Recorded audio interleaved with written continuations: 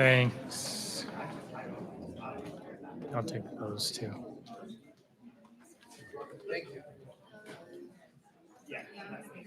Oh, thank you. Perfect. Okay, we'll call the November 2025 meeting to order. I don't have the gavel, so.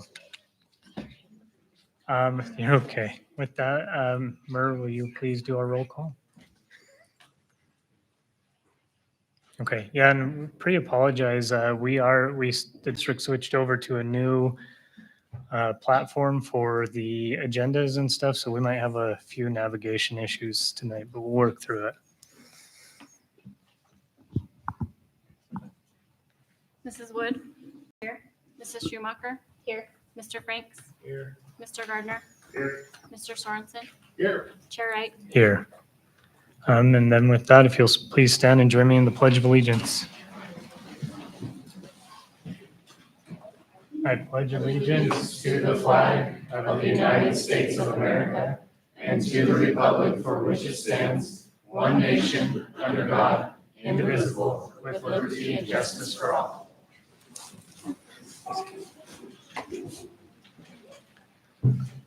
With that, we'll move on to our education corner. We've asked Mr. Straka to present some first quarter data for our ninth grade program. And I just want to let the public know that we're going to continue with program updates and surveys to monitor the success of this program as the year continues. So with that, Mr. Straka.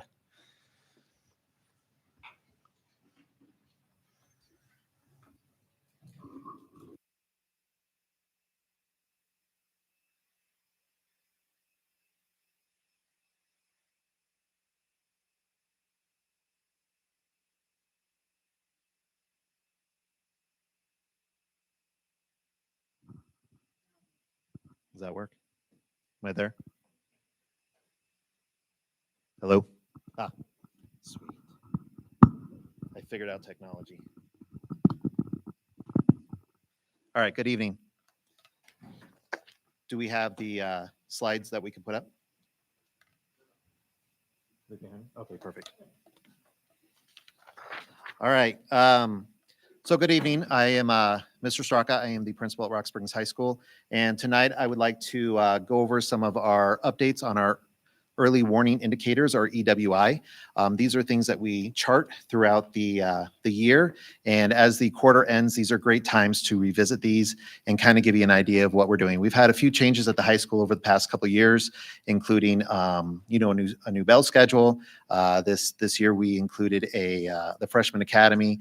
And so we're tracking all these things as we go through, and we want to make sure that we highlight these. These are also available on our website as well. I know that the district as a whole, we've been having our website under construction, so we're getting things on there here and there. But these are loaded on our website under Rock Springs High School, and we will continue to update them as the year progresses and into the future. As some reminders, we talked about this board meeting or so ago when we talked about our accountability, and our priority practices haven't changed.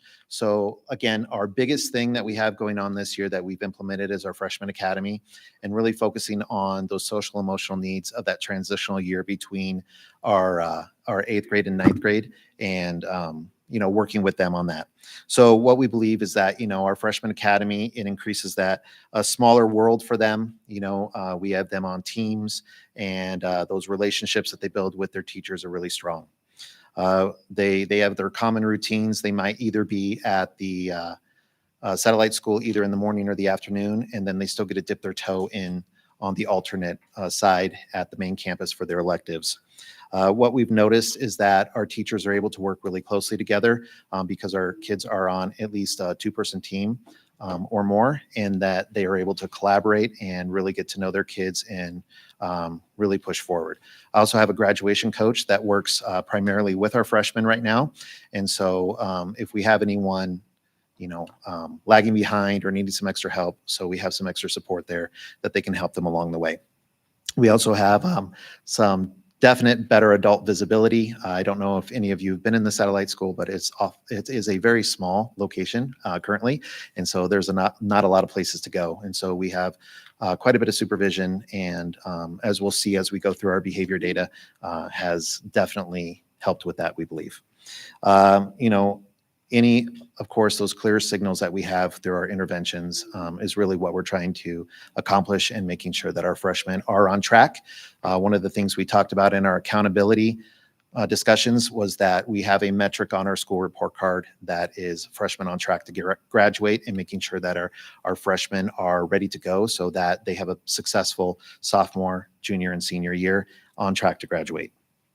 The rest of the things that we're working on this year, of course, are our data, our teams, our interventions, our transitions, and our instruction, working through all of those together. We meet weekly with all of our teachers through PLC, and then we use our professional development Fridays as well to kind of meet together and talk about those either as a department or individual, like maybe grade level teams. So we spend a lot of time talking about kids and instruction this year. The first thing I'd like to talk about on our data sheet there is our failure rates for quarter one.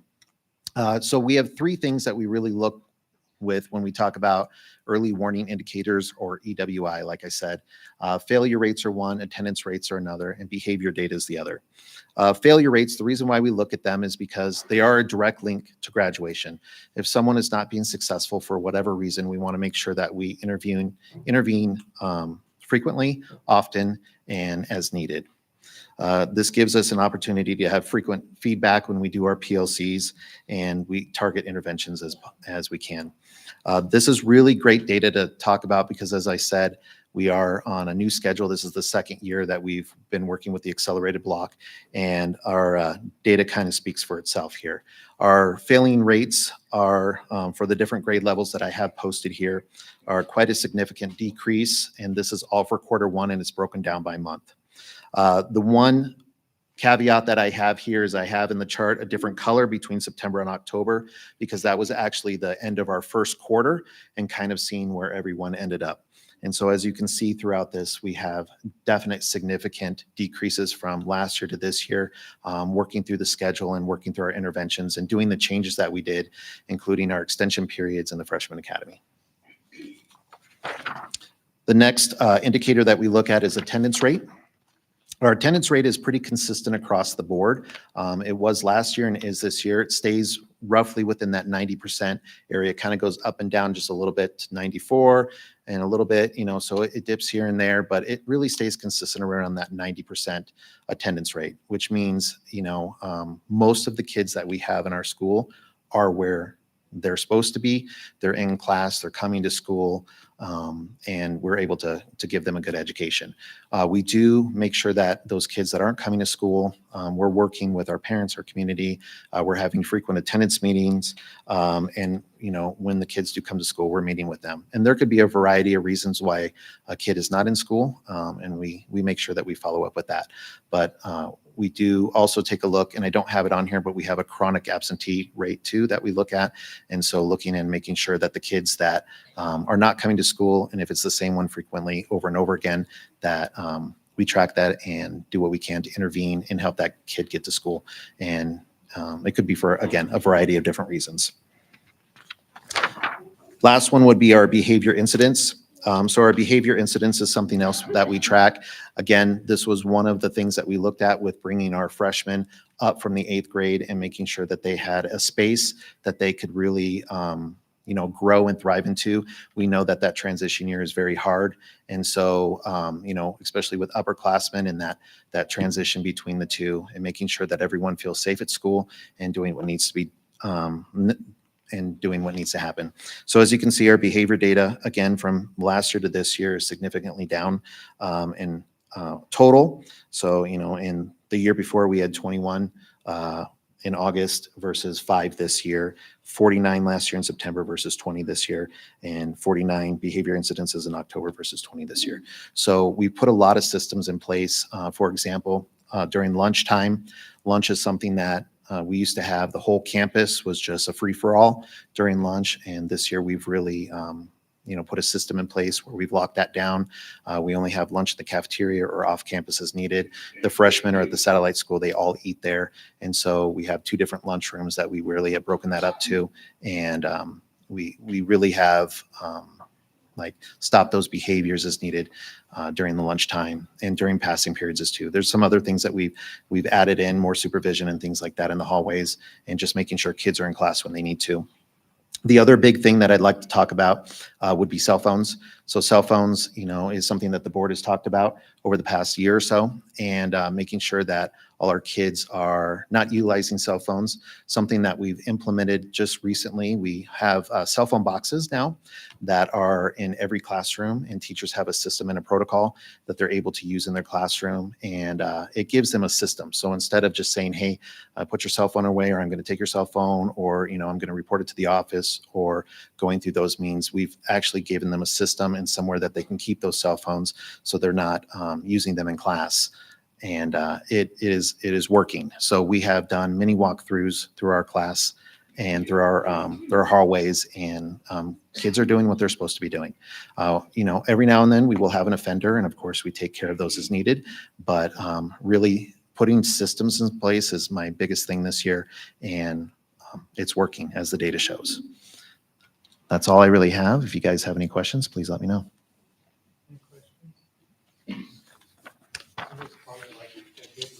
Sorry. As I mentioned, I think we'd like to just have some continual updates on this quarter to quarter, but obviously we're generally looking for the trend going in the right direction. And as far as right now, that's what we're seeing. So thank you guys for your support of the program and for enforcing the board's expectations on cell phones and moving in the right direction. We appreciate it. Yeah, you bet. Thank you so much. Okay, we will move on to the superintendent's report. Dr. Libby. Thank you. So we've got a short superintendent's report because some of our highlights are actually here tonight with our awards for our 5-year employees, and some, I think we have Farson here too. So the 4th to the 7th, I want to give a little bit of an update. From the November 5th to the 7th, we had geotesting out at the new high school site. So they were doing perk testing for the new construction that's going out there. We have, I think, weekly meetings or bi-weekly meetings with our architects and our agents for moving that forward, and we're making some pretty quick progress as we're moving through that. We've got cognitive coaching coming up at the end of the week. This will be days 5 and 6 for all of our district leadership on the 13th and 14th. And then December 11th, because we've got holidays that fall in when we normally would be out in the community for coffee. So December 11th, we're doing coffee down at the McDonald's on Sunset. So we'll be down there for coffee in the morning. So with that, that's the extent of the highlights. Thank you. We'll move on to board reports. A couple of things from myself real quick. First of all, welcome back, Cadence. Third and final, so please interrupt if you have any comments or questions or anything else. Next, you guys will probably notice the book that we discussed and decided on is in front of us. I just literally looked at it before we started our meeting. I think asking everybody to get through chapter 4 by the next board meeting would be appropriate, and then we can start our discussions on that from there. Also, quick reminder of the WSBA annual conference. So it is next Wednesday, Thursday, and Friday. Wednesday is mostly the delegate assembly, which I will be at, and I'll talk about that next. But Thursday and Friday were great sessions for those of us who attended last year, and I really hope everybody's able to join. On that note, I'll pass these down. These are the WSBA delegate assembly items for discussion. So we vote as a district, not a school district, as a WSBA district. And so when I met with them in Casper 2 weeks ago, we went through these, and there were some very interesting discussions, particularly on the termination hearing timeframes. So I'd be happy to relay those to you guys if you'd like to talk more about it. But ultimately, we should be voting together on what we want to see from these. So please take a little bit to look them over. Let me know if you want to discuss it more. I think the important thing to understand is WSBA, as a board of directors, has provided their guidance on how they suggest the voting be. So you can see if there's like an affirm or a no recommendation. Essentially, a no recommendation is there was enough discussion on both sides of the coin that they basically would have this one die and just not move forward. So please look at that and let me know if you have any other thoughts. And then I got an update from our Rock Springs J Boots team. So I just wanted to share some of that. It sounds like they've raised $15,200 as of today. And there's a few upcoming events they wanted me to share. If you guys as a community or us as a board can support them, that'd be awesome. November 13th, they'll be speaking at the Rock Springs Chamber for their business luncheon. They'll be out at the craft fair on November 22nd. There will be a teen outreach event on November 20th. It's a swing and line dancing lessons at the Satellite High School from 7 to 9. They have a Josh Allen jersey fundraiser on Facebook, I presume, says social media, for $25 a spot. And then here in the near future, Snow and Joe will be doing a day where they're donating proceeds to the J Foundation. So a few good things going on there. With that, we'll turn it over to the other trustees. Mr. Garner. Thank you, Chair Wright. So didn't have any committee meetings this week or this month. However, I did have the opportunity to go get trained up as a watchdog at the junior high and spent several hours over there today. And I did want to report on that experience. At the last board workshop, I made some comments that drew a little bit of scrutiny about being tired of hearing that there were no positive changes happening here in the district. And because that was the workshop, maybe not everybody got to hear it. I'm going to say I'm here again.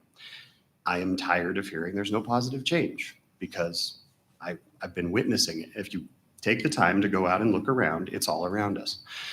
Our admin team here has been doing a fantastic job at changing the direction, and I want to commend them for that. So today, went over, spent several hours there at the junior high, and the very first thing I noticed was an absolutely mind-blowing transformation from that building about 3-4 years ago. It was quiet and orderly, and the students were happy and they were engaged in their classrooms. The teachers were upbeat and positive. I was shocked. Like, I don't know if any of you had the pleasure of being there a few years in the past, but was kind of unruly and basically out of control at times. And that was not the experience there today. And that can only be a direct result of the leadership that they've seen there. So I would also encourage any of you guys that want to take a more direct role in supporting the students and making a difference here. By all means, they need more volunteers for those programs. The Watchdog program is fantastic. Ms. Searle is always looking for more volunteers. By all means, get your hands dirty, interact with the kids, see what's really going on in the schools, and it's very, very uplifting. So that's all I have. Thank you. Mr. Franks?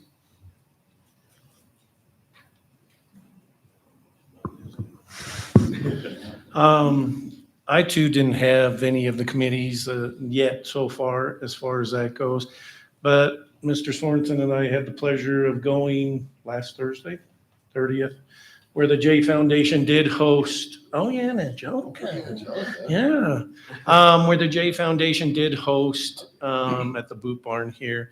It's an interesting fact for all of you because I was really never familiar with the J Foundation until they presented themselves here. But they went through and broke down the story and so forth of how this foundation came about. Very interesting, just on how people, react or what we think of people when we, and I deal with people every day. And it can be easily missed is the thing where people can hide so many things and yet feel so terrible inside that it's heartbreaking almost. And you hear stories of the one guy that survived and jumped off the Golden Gate Bridge, and he's like, all I wanted to do is have someone ask me if I was okay. No one did. So the guy jumped. So, it puts things in perspective, at least from my standpoint. I deal with medicine every day, and you just don't think of these things off the top of your head. of how much people are really hurting.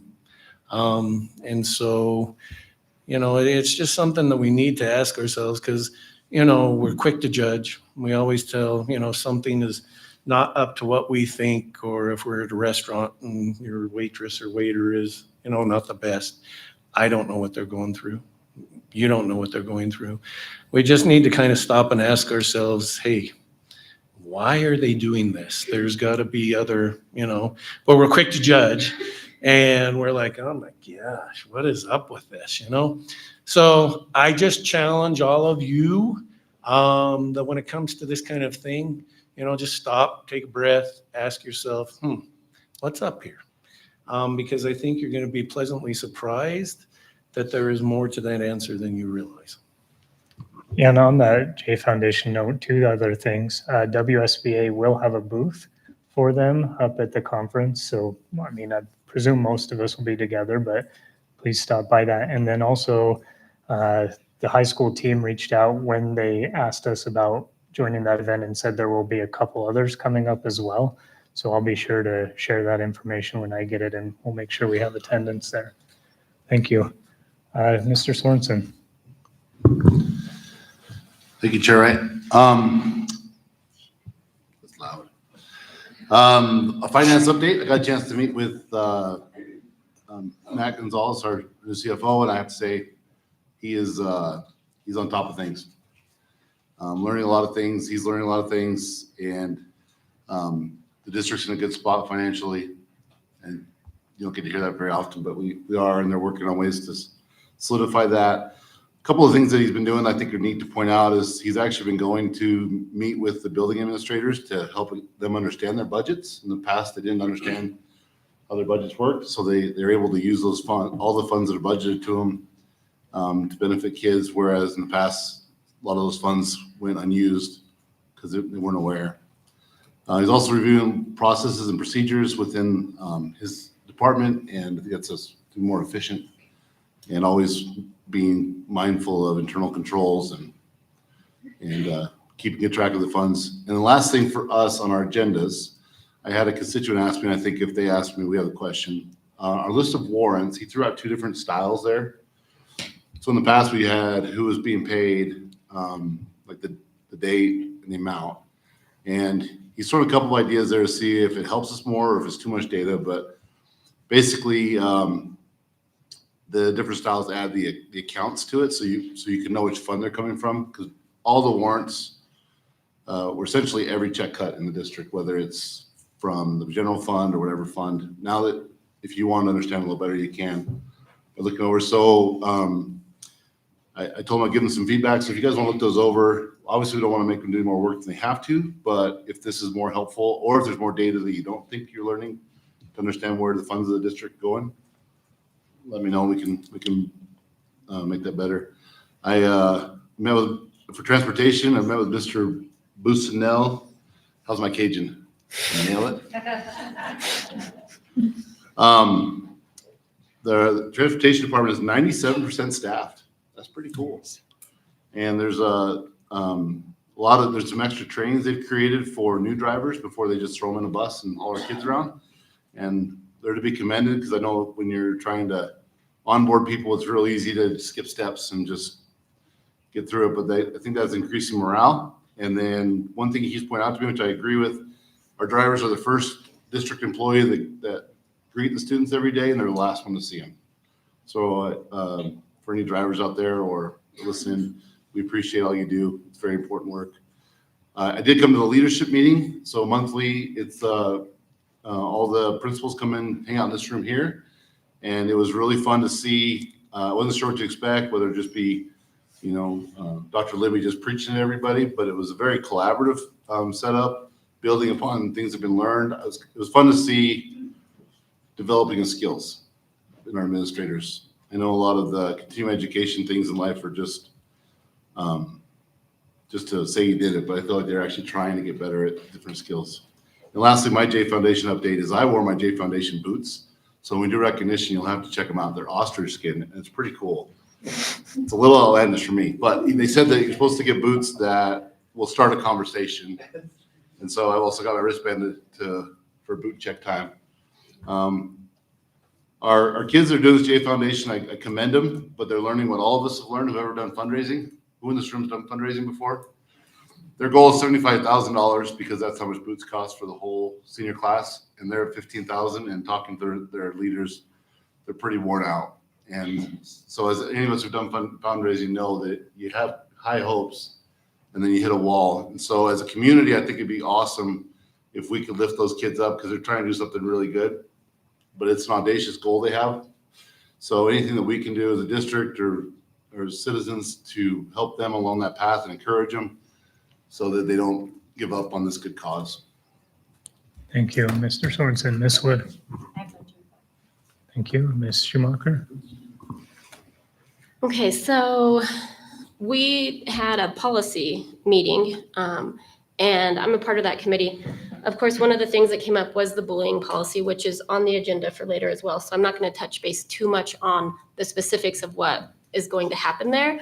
But more than anything, I just wanted to kind of share my perspective when it comes to sitting on the committee, hearing and learning about what our policy actually states, how that's comparative to the state, how it's comparative to the laws that kind of, form around that, along with our procedures that follow as well. Because as not everyone knows, it's not just one policy, it's multiple policies as far as that goes.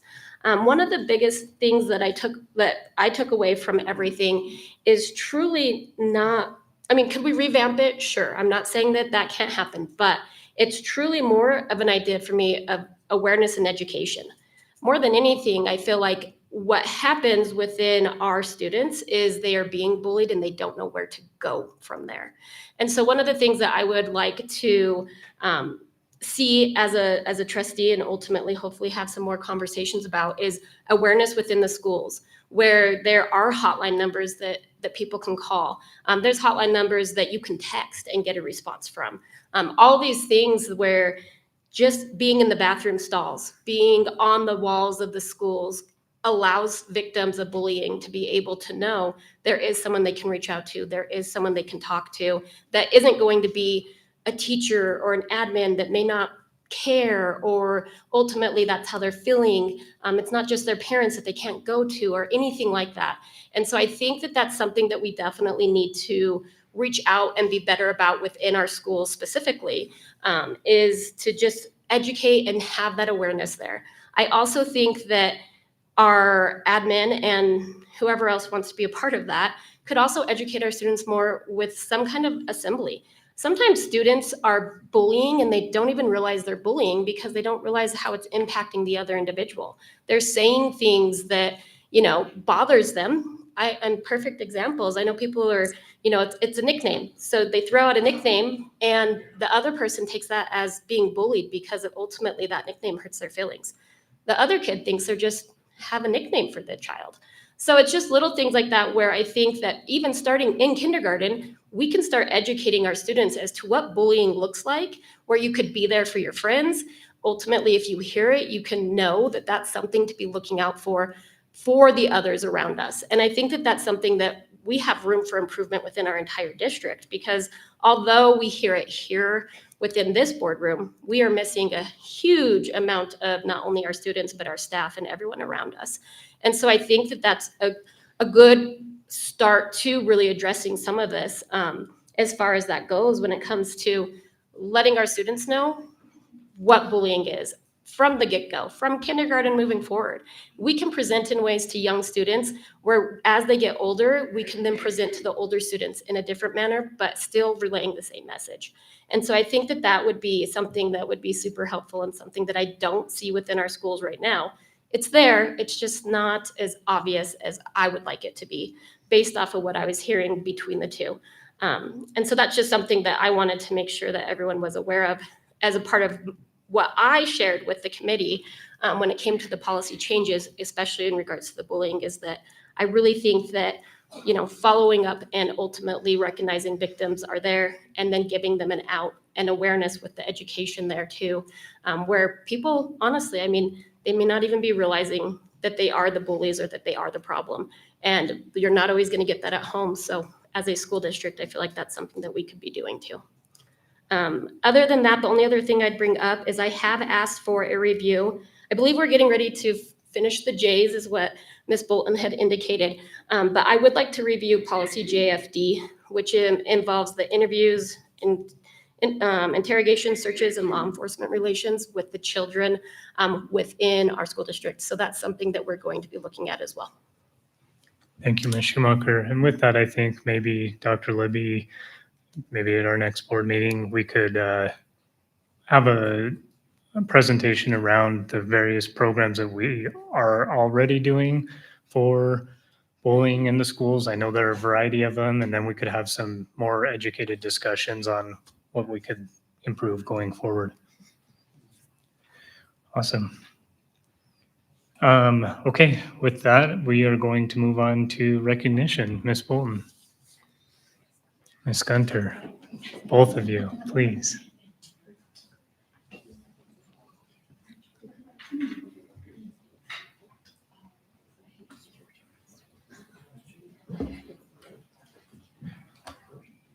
Okay, Superintendent Libby, members of the board, if you could join me down here for recognition.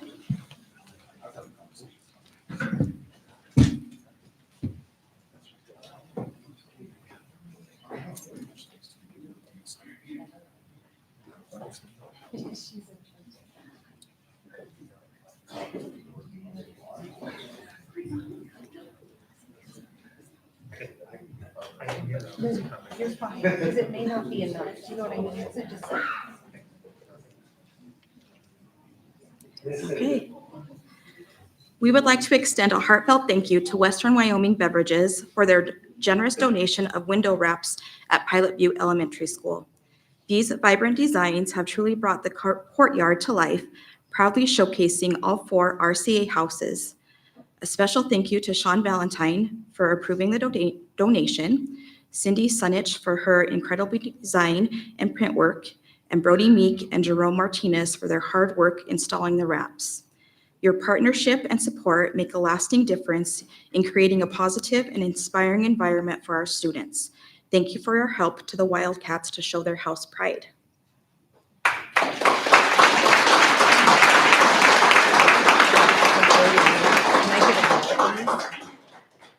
Mr. Marcy and Ms. Meduna, if you want to also come up.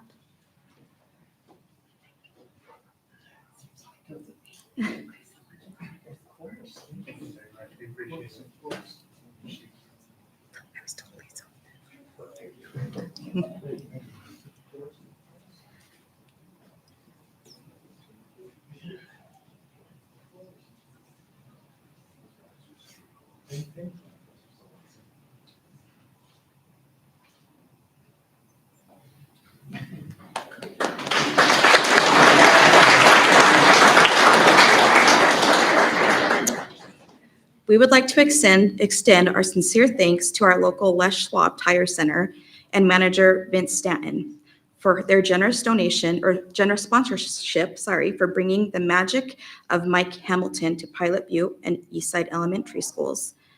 Thanks to their support, our students experienced an engaging and inspiring presentation on digital citizenship and the power to choose. We truly appreciate Les Schwab's commitment to supporting positive educational experiences for our students and community.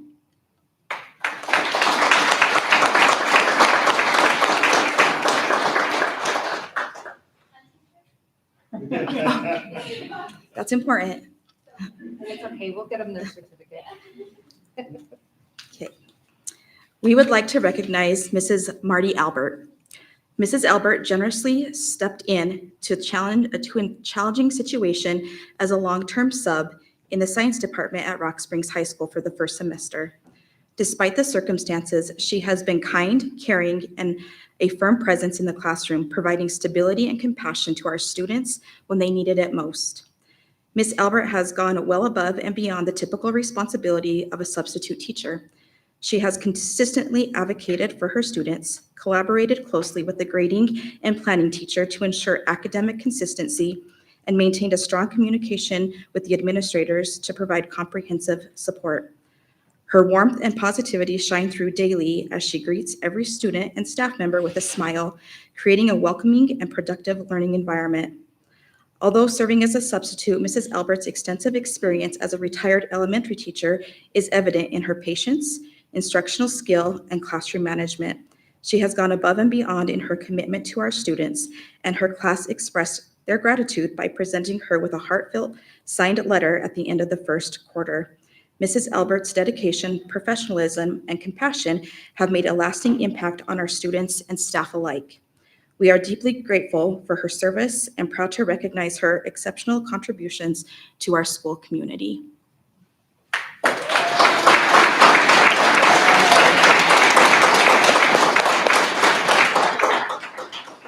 While she's coming up, Mrs. Albert would like to thank Titus Engel for his kind words. I believe he is the student that sent this very, very nice letter.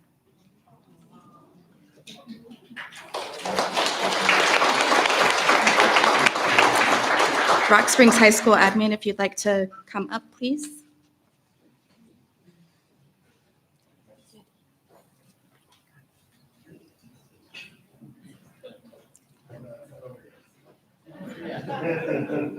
Oh, I was hoping Titus would be here. No, Titus? I tried to.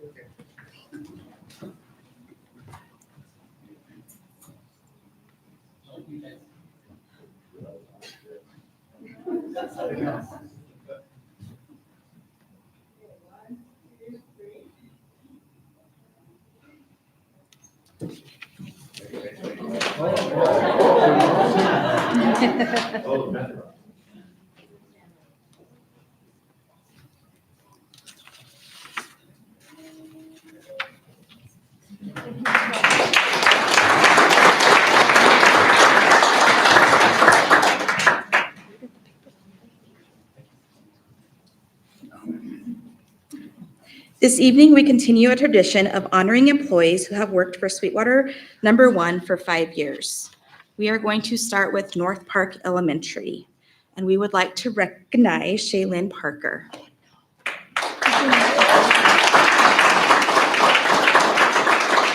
Mr. Grube, if you, there you She did this out of order. I'm so sorry. It's not it. I found it.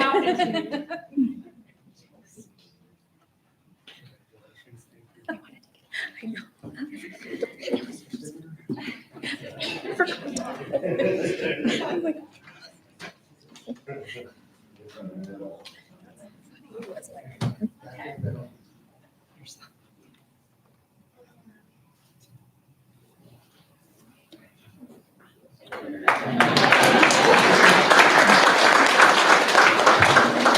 Next is Black Butte High School. I know that they're not here tonight, but we're still going to recognize them.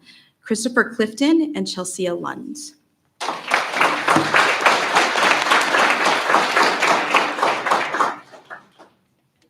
From the Central Administration Building, Jody Gardner, Lexi Edgmond, and Billy Kalachevsky.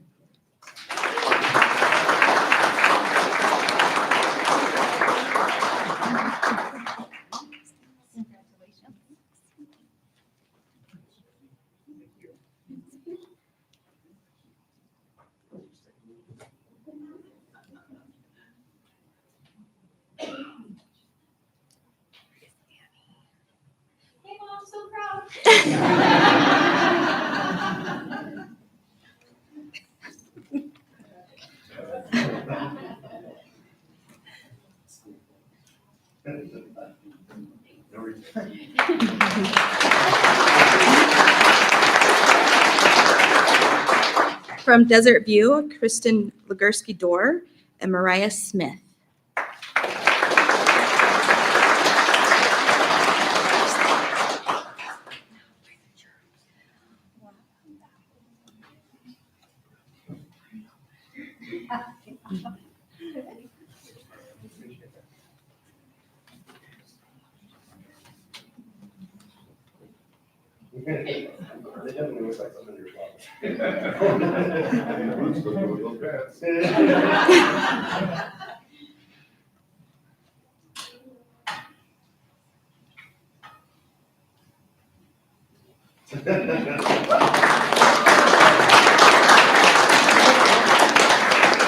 From Eastside Elementary, Aubrey Bieber, Ariane Neal, Nancy Rollins, and Crystal Wells.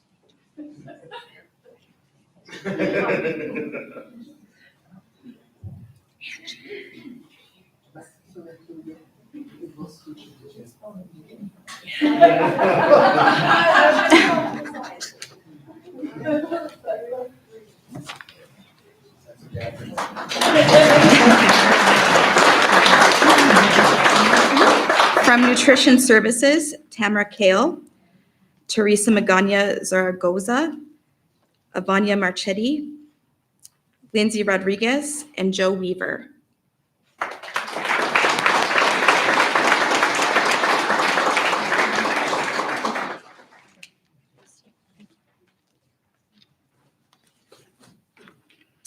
From Pilot Butte, Brittany Blumel, Brianna Miller, Maya Peterson, and Taylor Searles.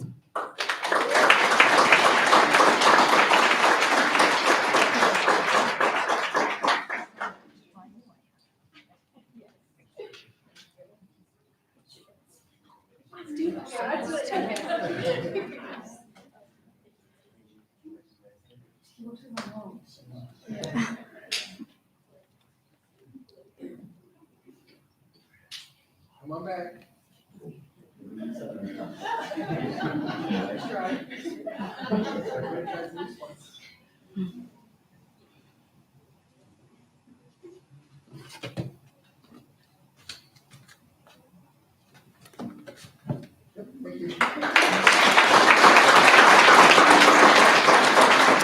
From Rock Springs High School, Kayla Cordova Witt, Kristen Kidd, Rick Matlock, Weston Cockley, Ryan Hollinger, Andrea Shuck, Misty Simic, Ashley Simons, and Chaz Thompson.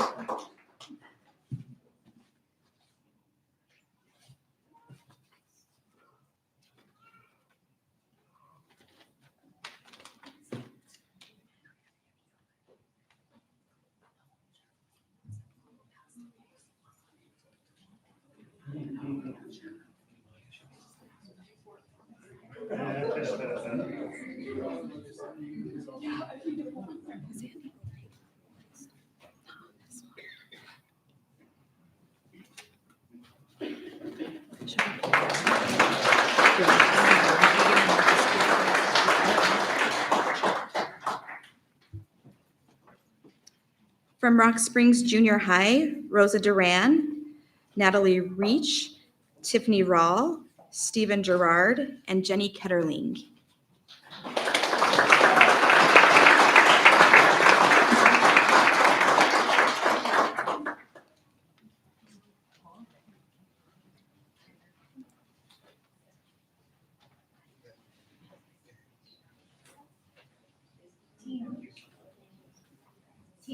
Yes, yes. No, after the picture.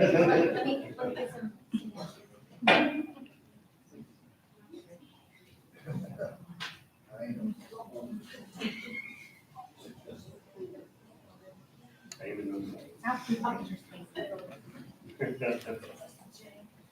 Do you want us to?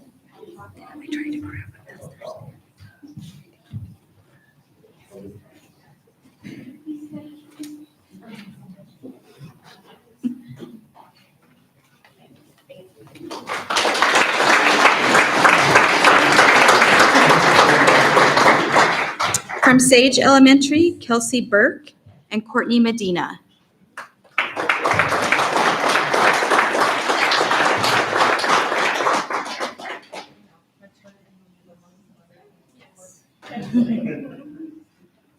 Stagecoach Elementary, Ellison Forst, Travis Toomer, Deidre Ditton, and Kaya Schmittenberger.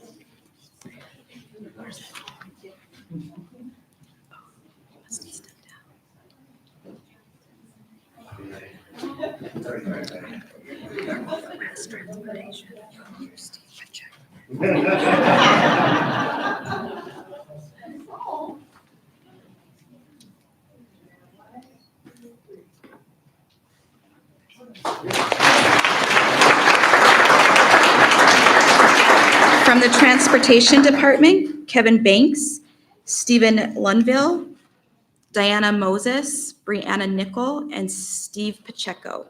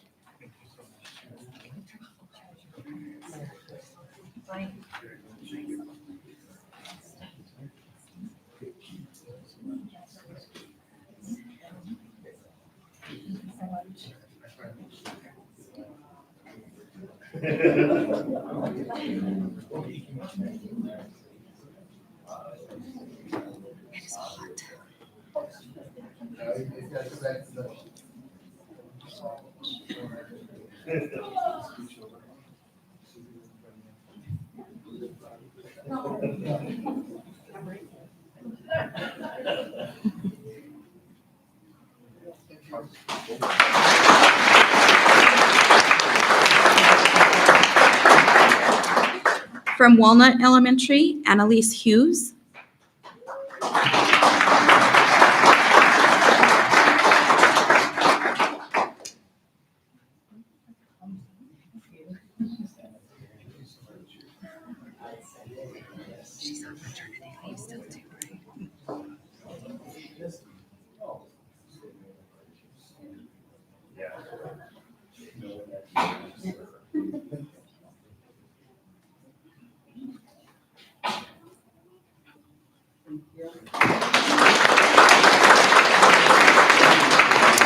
And from Desert School in Wamsutter, Donna Eldridge and Brandon Rideout.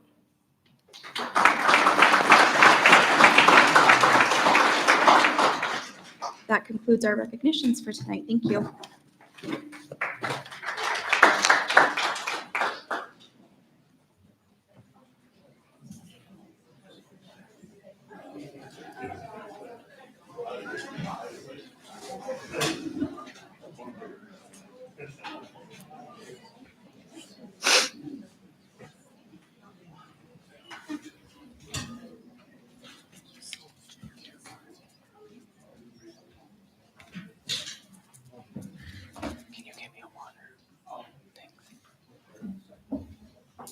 Okay, we'll move on with the approval of the agenda. If I can please have a motion to approve the agenda as presented with including the addendums. It's been moved by Ms. Wood, second. Second by Mr. Gardner. All those in favor, please say aye. Aye. Any opposed? Motion approved. We'll move over to our superintendent reports and start with our accreditation overview. I am going to pass these down. This is supplement information for what Mr. Young shares with us.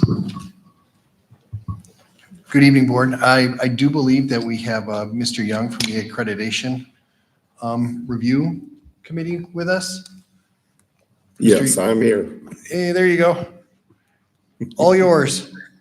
All right. Well, thank you very much, Dr. Libby. I appreciate it. And Chairman Wright, members of the board, thank you for the opportunity to share a little bit, a brief summary of our peer review visit that took place in October, right there in that very room and then throughout your district as well. My name is Brent Young, and I served as the team lead for the peer review process along with colleagues of yours from a variety of other school districts in Wyoming. I myself am a longtime Wyoming educator, many of those years in the classroom and then at various levels of leadership administration as well. And now I'm not an employee of the Department of Education, but I do contract with the Department of Education to lead these peer review visits across Wyoming. This is my 8th year of leading teams on these peer review visits, so I've had quite a bit of experience and have seen every corner of the state and the middle of the state in doing these. The beauty of the peer review process, just to give you a little bit of information on it, is it is required of all districts to go through a peer review process once every 5 years.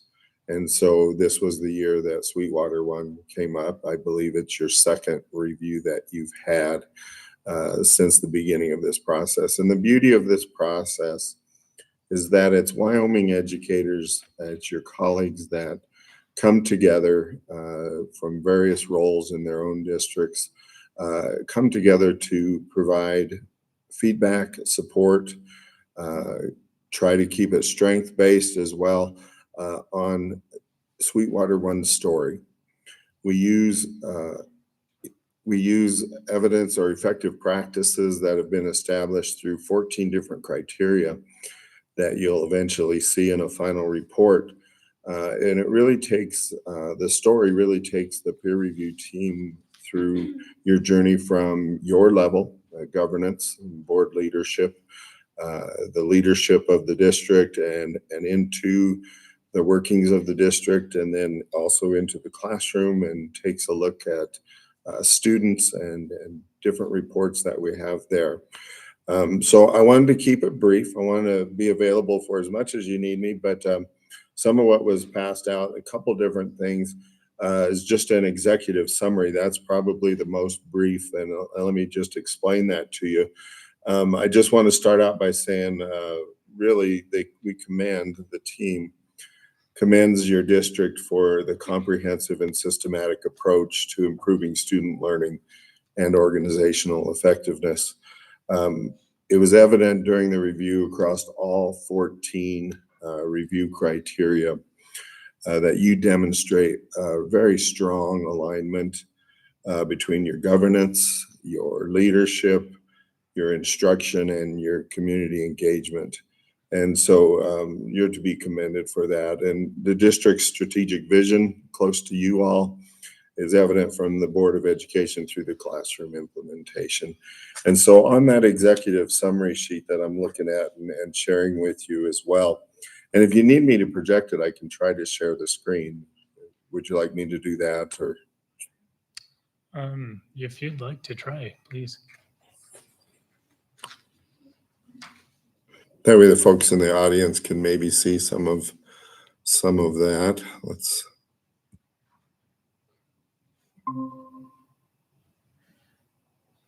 We can see it. Okay, good. So the areas, you can see the commendation that's there. This first 4 that you see on your screen really is a collection of what kind of rose to the surface through the peer review members' comments, okay? It combines, it's not separated by the 14 criteria. Really, it's a combination of all 14, and through their comments of the work you're doing, here's what rose to the surface. And so you can see the first one being the unified vision and governance, okay? The leadership, the cohesive mission, and your strategic plan, and aligning those resources.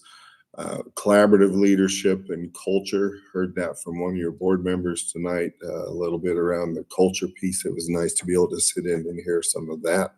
Just emphasizes what peer review team members also saw.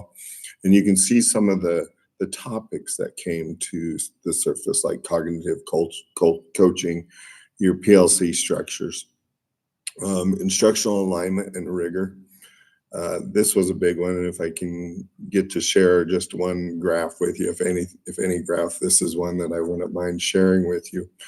And then the fourth thing that really rose to the surface through the evidence that the district submitted and observations throughout the schools was just a safe, inclusive, and supportive learning environment. And so you can see that in this executive summary. Now, I want to show you this last piece because I really want to make sure that you understand it the way that it's intended for peer reviews. And that is, and I titled it Leverage and Looking Forward. When we come in as peer review teams, we're not here to say, here are 3 good things and here are 3 things you need to get better at. There are models like that in accreditation, but ours is more about just listening to your story and providing your comments and what we hope, rather than saying you must do these types of things. We try to give comments that you might look at and say, you know, we think we can leverage that, you know, as we look forward into our work. You may look at some of these things and say, yeah, okay, understandable, but that's not something we need to be working with right now. It's not within our vision and some of our work. But we think through the whole process and the final report, you'll probably find some things that we hope you can leverage to continue the work moving forward.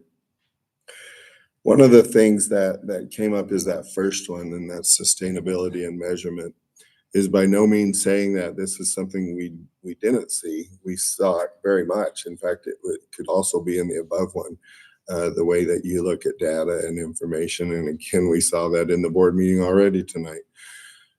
Because you're flipping a script here, in many of your processes and in a positive way, the recommendation would just be to think about, you know, how do we develop long-term measures of this success, you know, for some of these new initiatives, you know, for their sustainability. So you can see some of the other things also are around some metrics and just some measuring things, continuing to strengthen tier 1 instruction and vertical alignment. So again, I want to point out there on number 3, that's continuing to strengthen because of this peer review team saw some really good stuff there on that as well. So if I can share one, I try to do this and see if I can find one more piece at least to share with you. And that's in the final report, you're going to be just inundated with many, many graphs because the peer review team does place a mark about adequate. We saw adequate evidence. We saw strong evidence. We saw exemplary evidence. And I just want to come down and I can find it here real quick for you. This one that aligns with instruction piece. This is a graph about instructional methods. And in my 8 years of leading peer review teams, this ranks right up there with probably, not that we're to compare our districts, but I just have to say, this ranks right up there with one of the strongest elements of what peer review team members do while they're out looking at classrooms. And board members, I want you to understand that, you know, Dr. Libby and his team pretty much gave us free reign. They didn't say, hey, make sure you go to this classroom, go to this classroom. They just opened up their buildings and our team members were able to go in and take a look at the instruction, the strategies being used in the classroom, the engagement in the classroom. And I tell the teams, and I told Dr. Libby and his team, this is usually the most, this is the hardest area to score well in because we expect a lot as Wyoming educators. And so I just want to commend you and your classroom teachers and your buildings on what this graph shows as well. So let's see if I can find and go back to some of the other documents real quick. Dr. Libby, do I got a couple minutes or do you want me to stop and entertain questions? No, go ahead. Go ahead and Okay. finish. All right. Thank you, Mr. Chairman. The next document that you have that I'll put up on the screen is just going to give you a tad bit more detail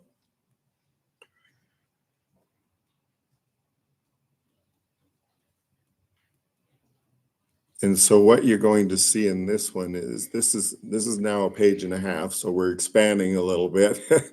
So where you saw the four kind of key things that rose to the surface in that executive summary, this document that you have is going to start showing it by some of the areas in a little more detail. And so if you look at governance and purpose as an example, what you see bulleted are some of those things that come directly from some of the comments made by your peer review team members that showed up from across Wyoming. And so you can see under collaborative leadership, the cognitive coaching pieces stood out, the PLC structures stood out, leadership extremely stood out. Your graphs on leadership are going to look as strong, if not a little bit stronger than what I just shared with you. Around the instructional practices. So just this one just gives you a little bit more detail on what came out of some of the comments from that. Okay, you'll see in this next steps, and again, please don't see this as evaluative. This is again thoughts of things you may want to leverage, okay, rather than next steps. If they're next steps, great. If it's not, that's up to you to decide. But you'll see some of those same things came up as, developing measurable indicators to really strengthen those new initiatives that you have going there. There was one I thought really stood out to me. See if I can find it here. I think it was up in leadership, this collaborative leadership piece. Something that really came out in the peer review was the culture shift that has changed from a management type style, managing the district, to reflective leadership. And what that means is, as you've gone and you've placed leadership not just in the administrator's hands, but we see it with the team saw leadership being placed into the teacher's hands, into the students' hands. And so just wanted to share that as well. But you can see for yourself, I won't go through each and every one of them, but that is intended to pull out more detail of the comments. Now, in your final report, that should be coming fairly soon. Right now, it's at about 33 pages, so you can imagine the detail you're going to see in that final report from your colleagues across the state. So in a nutshell, just really want to commend Sweetwater One for your approach to student learning and your organizational effectiveness. And Mr. Chairman, I'll stand for any questions. Thank you, Mr. Young. Before we open it to questions, I just thought for the board's sake, this is the first accreditation meeting that I've sat through. So I wanted to just share a little more light. What I think is really impressive about this group is this is other superintendents, it's other leaders from WDE, it's other teachers. Interestingly, there were teachers who had been in our district before that are now sitting on this team, being able to look back and reflect on it. And Brent, if you wouldn't mind pulling up those graphs again, to Brent's point, there's always room for improvement. There's always room to grow. However, or I shouldn't say however, there is room to grow. That said, what's very impressive about these graphs, if you look at them, and it's kind of hard to see, but if you look at the graphs on the left, everything's in the green, blue, and then there are occasionally some stuff up there in the purple, which purple is really exemplary. That means that other districts are looking to you towards how you're doing this because you're knocking it out of the park. What I didn't see anything of is in the red.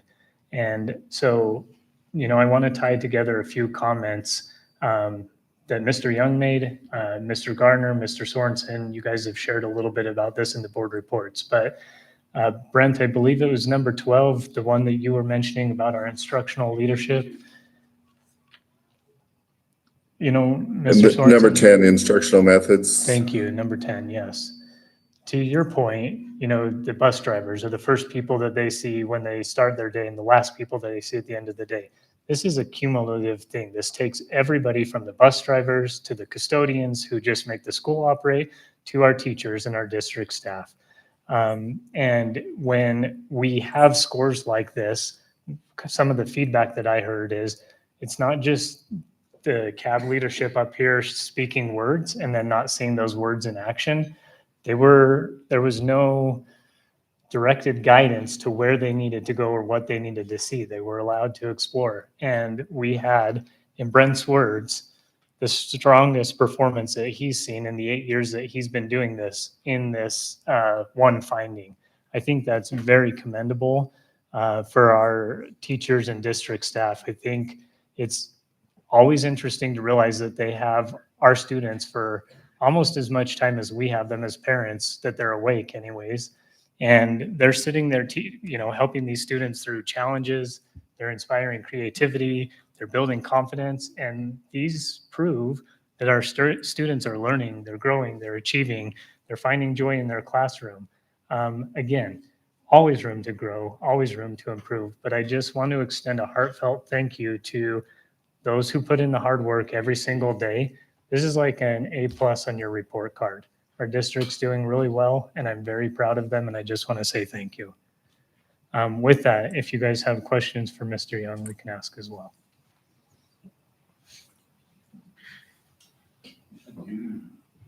So I have just one question and a comment. So is there ability, it may not be for you, Mr. Young, but can we see the past reports? So when we get the full report, we can kind of compare it? Do we have those? I believe so. I think we have the report from 5 years ago that it can be pulled. I think both reports, if they're not, I think it's acceptable for us to post them online. It's our accreditation, so Great. everybody owns it. I know that no one on this board was here the last time, so that'd be good. I just want to make a comment. So you mentioned a couple of ex-employees were on this, and one of them happens to be a good friend of mine, and unsolicitedly, he's a pretty grouchy person. Hope he's watching. He sent me a text out of the blue, said, "This district is so far ahead of where it was when I left." And he left very angry. So I don't know if he's just matured. Just kidding. But I do think sometimes we feel like we're stuck in a rut and we're not improving, and I know how that feels, and I feel that way sometimes. But when he gave me that attaboy, I think that meant a lot. And so I think that's the whole team is built up of. It's not something we've hired out to try to pat ourselves on the back. And in fact, I'm sure, knowing my friend, he probably would have tried to find problems. That's how he rolls. He's a Michigan fan, so that's my comments. Thanks, Mr. Sorensen. Any other comments or questions? Mr. Chairman, I would just, if I could add one last thing, so many positive things to share out. And again, that leverage piece of moving forward, as a longtime educator, old guy, I would just say how important it is to put a stake in the ground on all of these types of successes that we saw in this peer review, and keep that stake in the ground so you can have those measures moving forward of how you just keep getting stronger and stronger. Thank you, Mr. Young. Thank you for coming and joining us and for your time, and we look forward to the final report as well. Thank you for the opportunity as well. Okay, with that, we'll move on to Superintendent Report B, which is our Farson Reach program. Ms. Rosanico.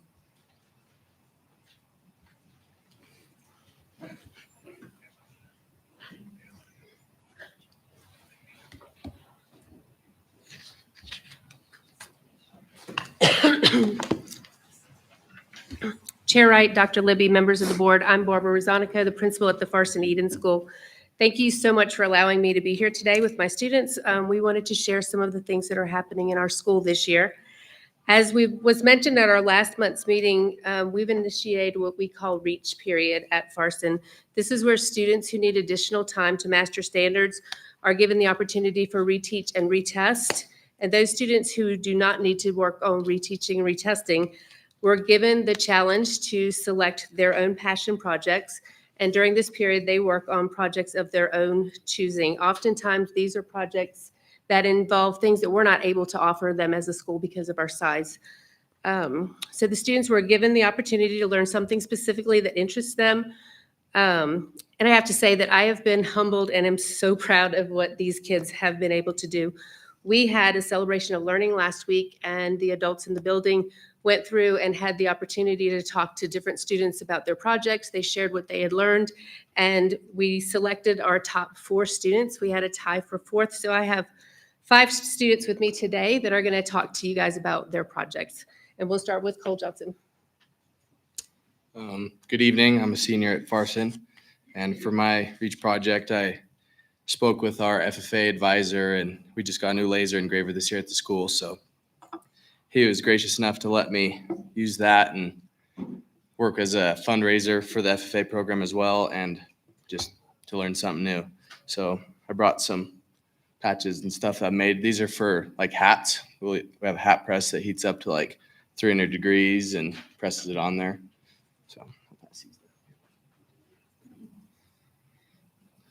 So for every new material we get, we do like a test grid for it, which shows different variations of power and speed just to kind of figure out what to do, I guess. And we can do several materials. We can do like wood, paper. This is a slate coaster, metal. You can engrave on water bottles, hats, just about anything. This is some of the hats we were selling for our FFA program, just Farson Pronghorns. That's about it. Thank you. Thank you.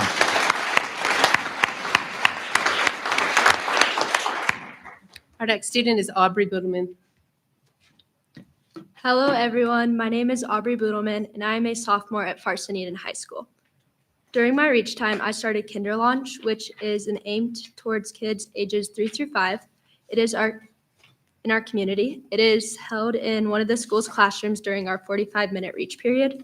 The whole idea behind Kinder Launch was that families in our community would be able to give their kids an early education without having to drive to Rock Springs. Twice a week. It is not a curriculum-based preschool, but instead a volunteer-led initiative to help these kids learn the classroom environment. Currently, we have 9 kids attending every session. Each day we introduce a new letter and number, and they get to listen to stories. So far, I am very happy with how the program has gone, and I can't wait to see how it progresses and improves throughout the school year.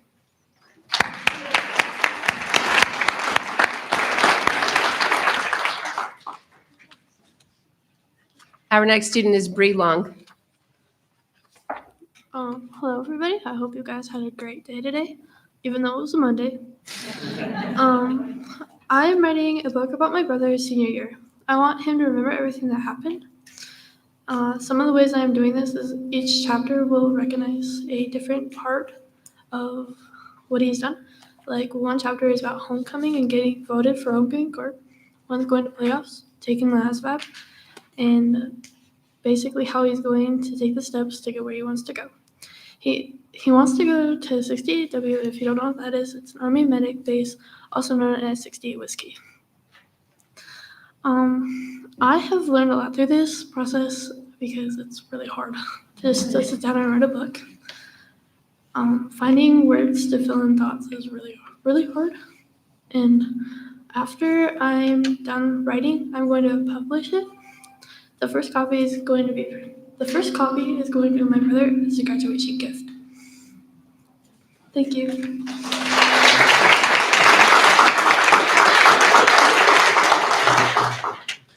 Our next student is Garrison Mines. I'm Garrison Mines. I'm in 6th grade, and I made a robotic hand. And I did this because I like robotics, and I wanted to learn how a hand moves and like functions. And some people that helped me were Mr. Summers, my science teacher, helped me just get lined out and get going. Mrs. Rosanica helped me get some supplies. Mr. Lay, my shop teacher, helped me get the wood and cut it, and then my dad also helped me with some things. It took about 2 months to get the whole thing done.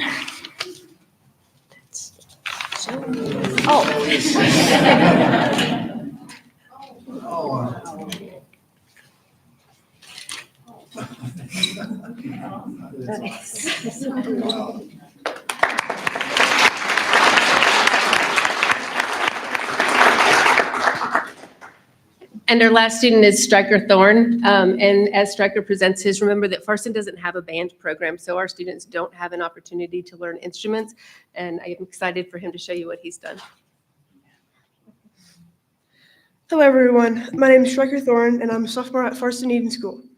This quarter, I decided to challenge myself by learning how to play the drums. Before this, my only drumming experience was driving my mom crazy by banging on a dashboard on the songs in the car.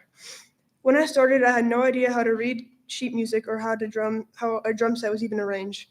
Over the course of the school year so far, I've learned the basics of reading music, understanding the drum setup, and now I can play a few songs. For my presentation at school, I performed I Ain't Worried by One Republic, but I have learned a difficult song to present today. It's called Beggin' by Mainscan.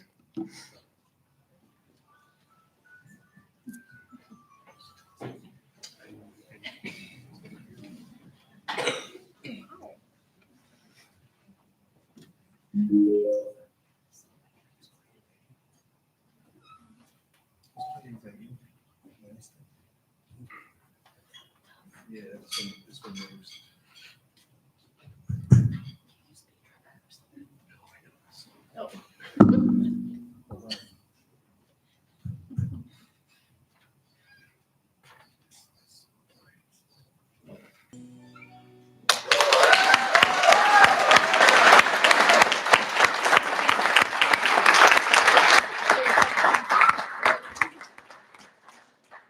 Thank you very much. It's been amazing to see what students can do when you just give them a little bit of rope and just see where they take themselves. Stryker got a new drum set this morning, so it's awesome. This one is the one he borrowed from our music teacher. If anyone's interested and you want to come by Farson and check out our kids and their other programs, Aubrey's Preschool happens on Mondays and Wednesdays at the school. She has 9 students enrolled in her class, and they come out every week and are learning their letters. Cole's in the shop, and you can see where we're going on our books and our other things. Thank you.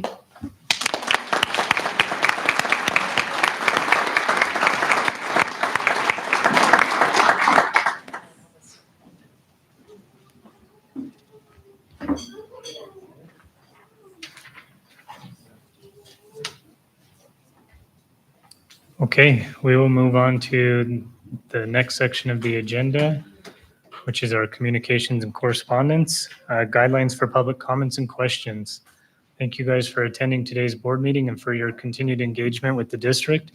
As we move into the public comment portion, we kindly ask that each speaker limit their comments to 1 opportunity. If you have already submitted written public comments, we kindly request that you refrain from addressing the board again on the same topic. All written comments will be posted in the written public comment section of the agenda for review by all attendees, including trustees. Speakers may comment on district policies, operations, and programs, or other matters that relate directly to the school district and the board's business.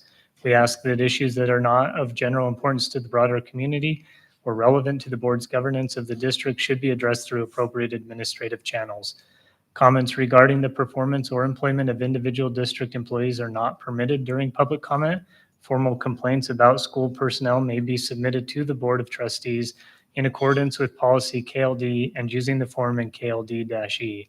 Staff complaints or grievances should follow the procedures outlined in policy GBM. Comments regarding individual students will not be permitted. The district is legally prohibited from discussing confidential student matters in a public forum. If you are unable to finish your comments within the allotted 3 minutes, we invite you to submit the remainder in writing to the superintendent or board chair. These submissions will be shared with all board members after the meeting and will receive a response in the same manner as public comments. We did receive 3 written public comments, so they are posted for you there. And with that, we'll move into in-person public comments.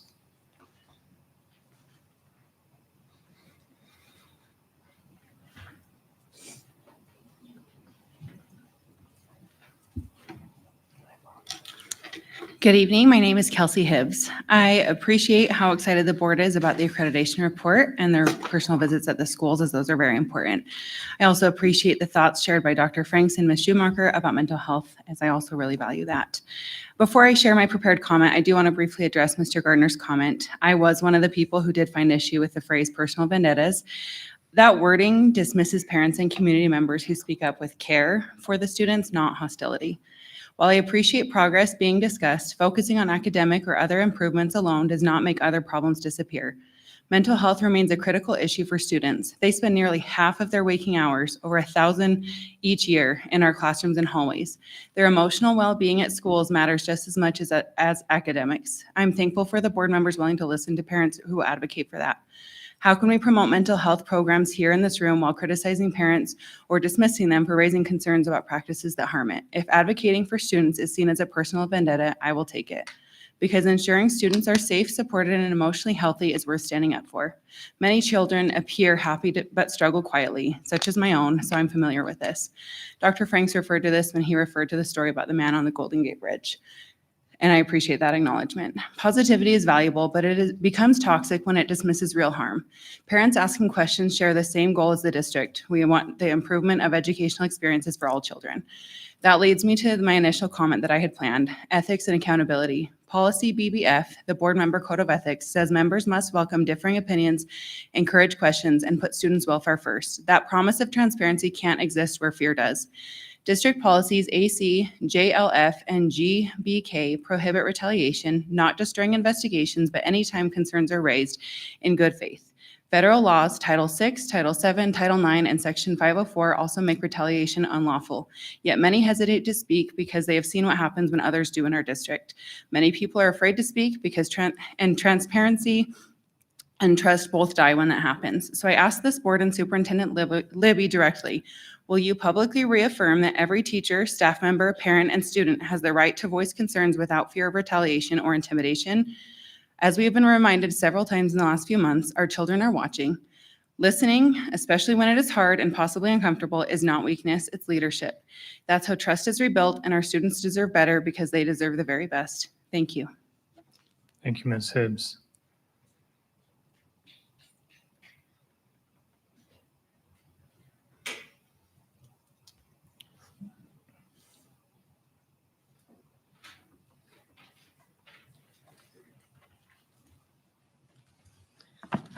Good evening, members of the board, Chair Wright, Superintendent Libby. My name is Sherelle O'Driscoll, and I come here as a parent.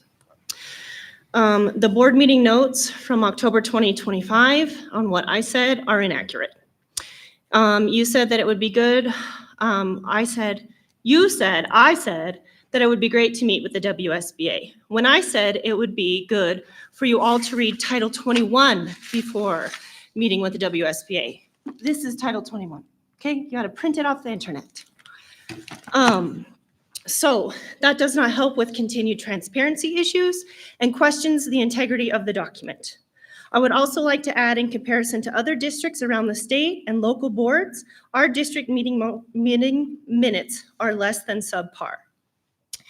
Policy KD states, questions by the public shall, when possible, be answered immediately by the chairman or referred to staff members present for reply. Last month, an employee was trying to answer my question about emails on the website, and she was cut off by the super. How is this not a direct violation of KD out in the public? Everyone was present in the room and saw it and let it happen. So who is really in charge of answering? I did ask about the super's contract being amended. I have received no correspondence back to my question, and it has also not been updated on the community and correspondence section of the website. This amendment has also never been made public.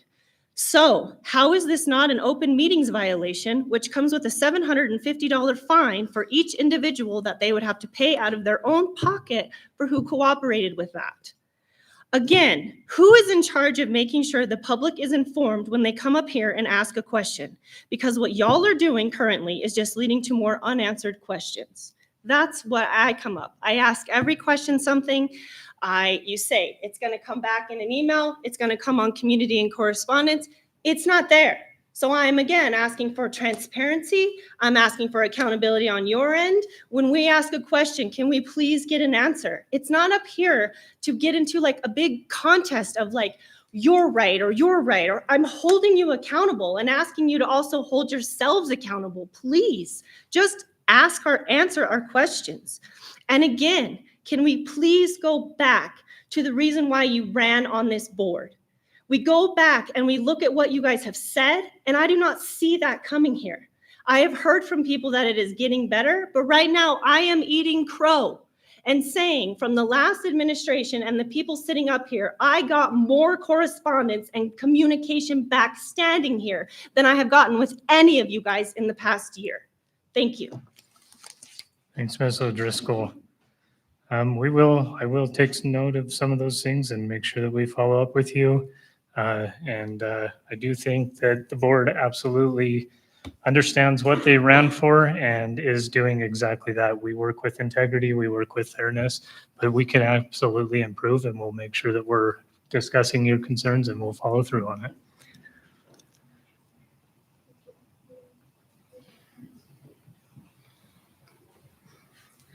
Good evening. My name is Crystal Walker, and I come here as a parent.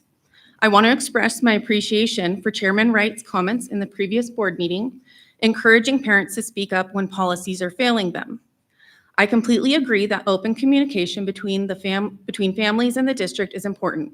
However, I'd like to ask, what are parents supposed to do, or who are we supposed to talk to or contact when the issue isn't that the policy is failing, but instead the issue is that the existing policies are not being followed? I know in past meetings, the board has expressed that they can't respond to emails in order to remain neutral. I hear that.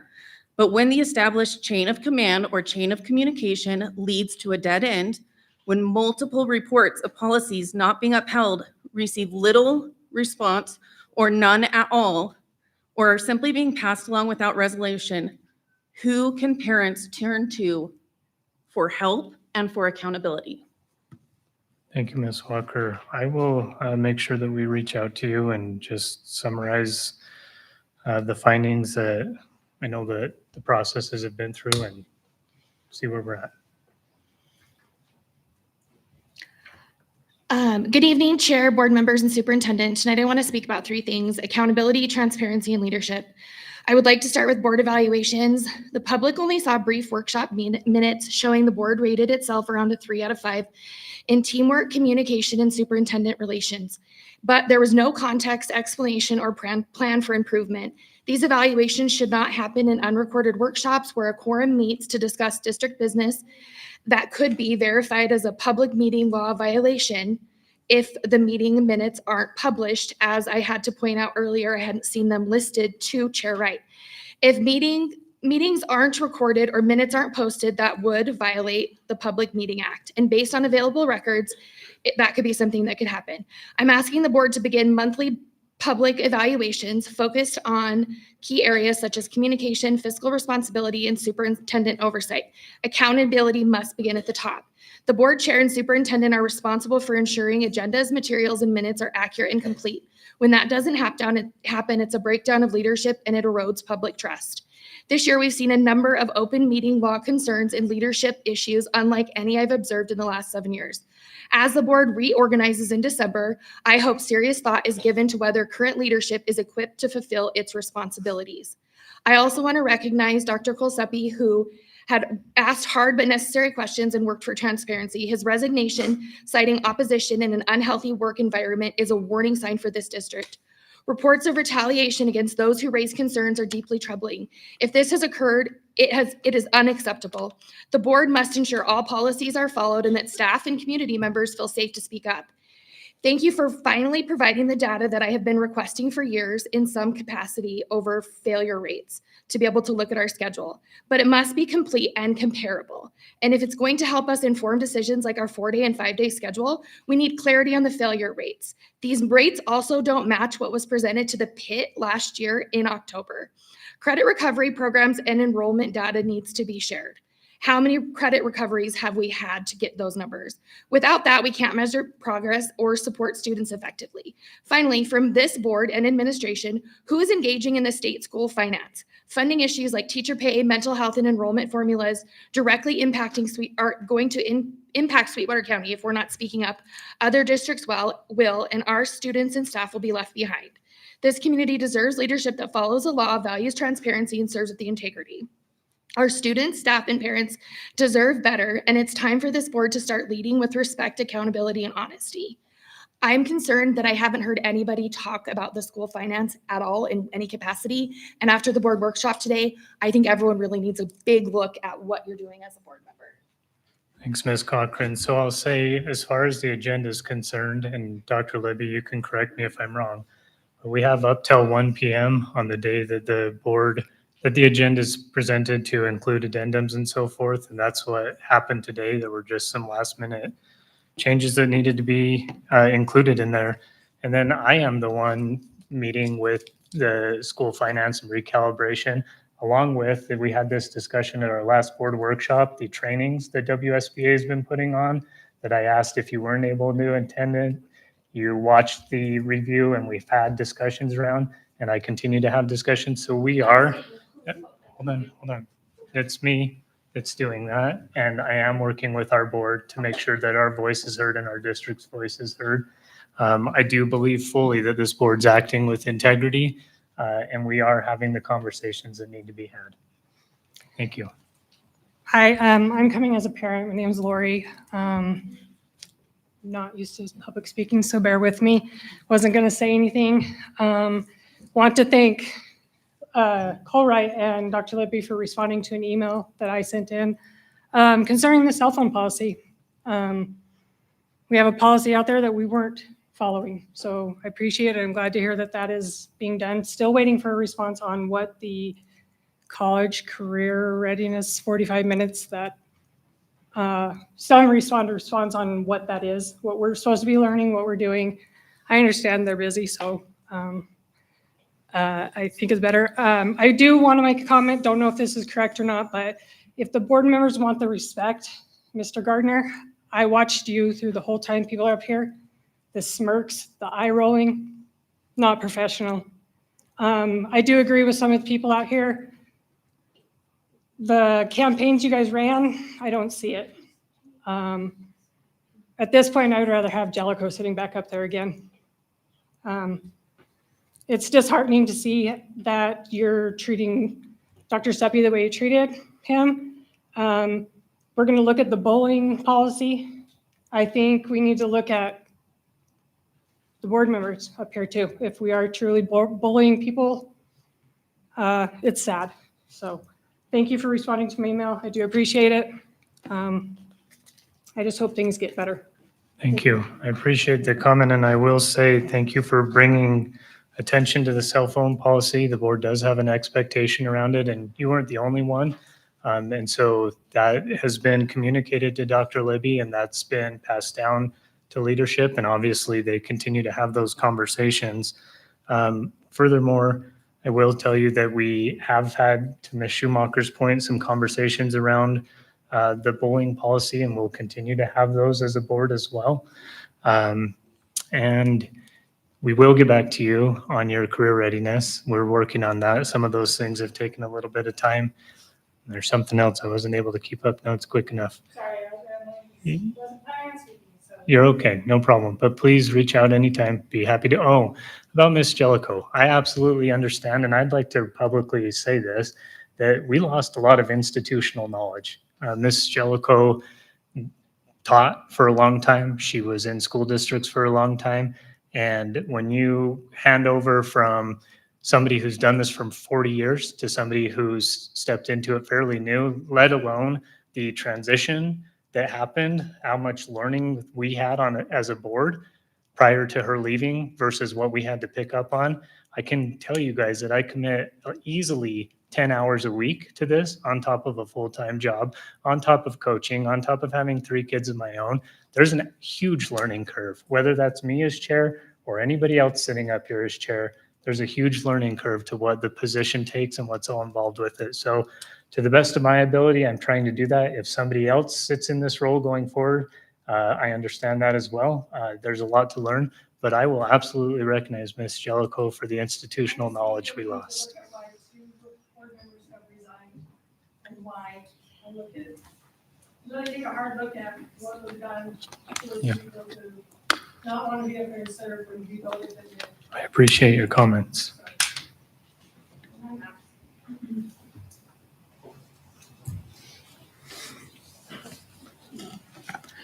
Superintendent Libby, Chair Wright, and trustees. I'm Laura McKee. I guess that Cheryl and I are like on sync tonight, and it's not that we've talked, but I'm wondering how the questions of the board meetings are being answered. It was on a board website, but I don't see any updates since August. So there's a lot of things that I don't show that have been addressed. I attended the workshop before this meeting. It was presented by Brian Farmer. And under duties of the Board of Trustees, bullet point 2 states, consider every petition to the board and subscribe by at least 5 citizens and take some action within 30 days after it was received. When Jellicoe was in, I presented a petition about them striking out the dress code, and it was passed the same night, and I never received a response to the petition. And in that meeting, he said, this is a shall, it is not may, so it must be done in Title 21, 3-110A. So last time at the board meeting, I had brought up about the anti-bullying policy, and unless you're going to talk about it tonight, I have received nothing on that. And the main thing that we're looking at there is we want some kind of a clear-cut policy, we want accountability, we want appropriate discipline for the offenders of that. And I loved what Schumacher said, let's start talking about what does bullying look like.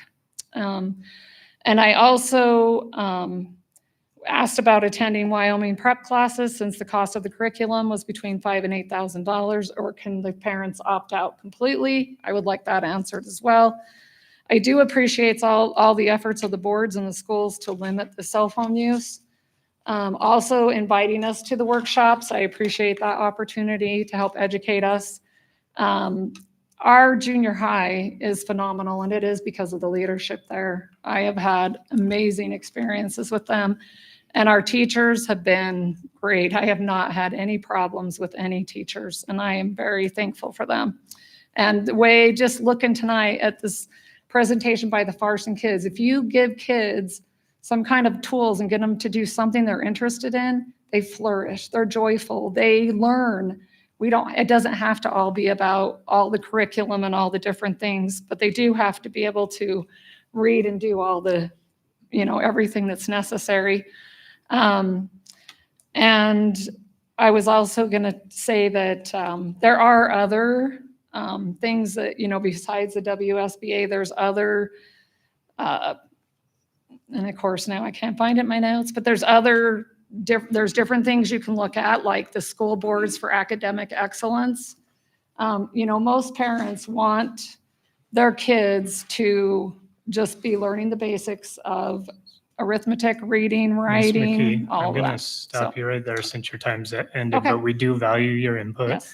If there's anything else you'd like to submit in written form, we'd be happy to consider it. Okay. And also, just for your knowledge, item number 9 on the agenda is the response to the petition. Okay, thank you. Thank you.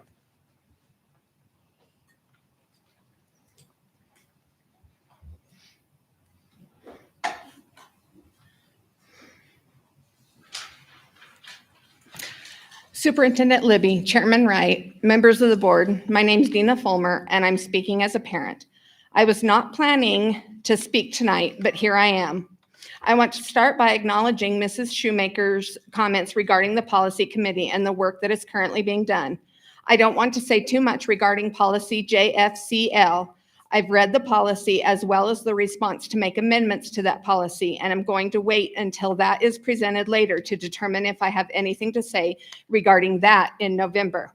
Mrs. Schumacher, you indicated that what you would like to see regarding the bullying policy is more education in this for the students regarding what bullying actually is, as well as more education regarding who and where students can safely report bullying. I heard you use the story of name calling or nicknames as an example of something that is not bullying, and you went on to acknowledge that it may not be bullying, but it can be hurtful. Is that correct? If so, what happens when the person calling the names is made aware that what they are doing is hurtful and they choose not to stop? What happens when the name calling becomes so severe, persistent, and pervasive that it causes the student who is hurt by the name calling such severe mental health decline that they begin refusing to go to school? What happens when parents attempt to advocate for their child because what is happening is now bullying? What happens when teachers and administrators are made aware of the situation and are overheard telling the parent or telling the person calling the names in a condescending tone, just stop it because it hurts their little feelers? And the name calling never stops. What happens when the child being bullied reports time and again that the name calling never stops and stops reporting because now they think no one is listening? What happens when that child then feels that the only thing left for them to do is to stop the hurt by taking matters into their own hands and hurting themselves, or God forbid, takes a weapon to school and tries to stop the bullying on their own? What happens when the child's hurt is not taken seriously by the adults who are supposed to be listening to them because they don't think it's such a big deal? What happens when, because the adults who are tasked with keeping all students safe think the name calling is not a big deal and never enforces the bullying policy? What happens when policies are not being enforced? What training is being provided to teachers regarding policies and enforcing these policies? Thank you, Ms. Holman. Can I just make one comment? In response to that, I just want to point out that I didn't say that the policy was good. I said all of that will be discussed later on in the agenda. I think that something that our school district can be much better about is going to be giving that awareness and that education to our victims of bullying, and also the education to those that may not realize they are creating a bullying environment for someone else. But I just wanted to clarify that it's not that I was saying that the policy committee or that nothing should be changed. I wasn't So commenting on that because I want to hear the whole story before I comment on that. sure, absolutely. I just want to make sure you know. Thank you. Further public comment? You started to say something. Did you have something to follow with? She was just asking me if she could speak, so I was just saying yes. Oh, okay, thank you.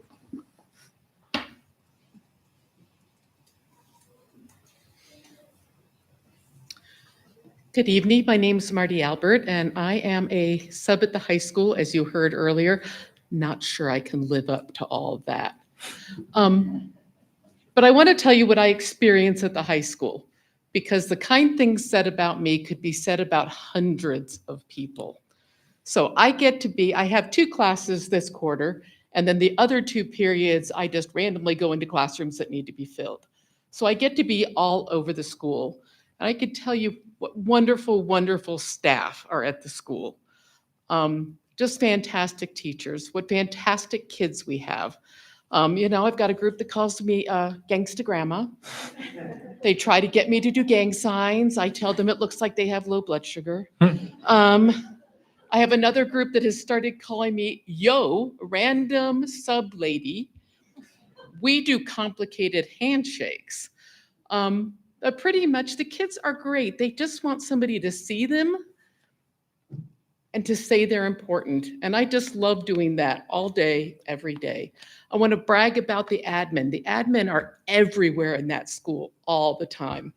And pretty common, somebody will come in, then they'll go out. Somebody will say, oh, why were they in here? And I say, because they care.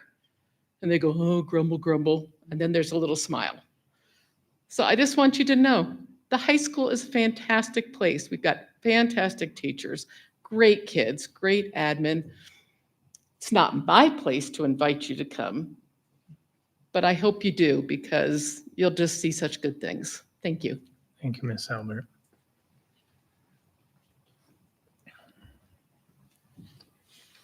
Further public comment? I just want to clarify that I was actually Miss- asking Miss those Fulmer. questions and want answers to those. Thanks. We understand. Further public comment?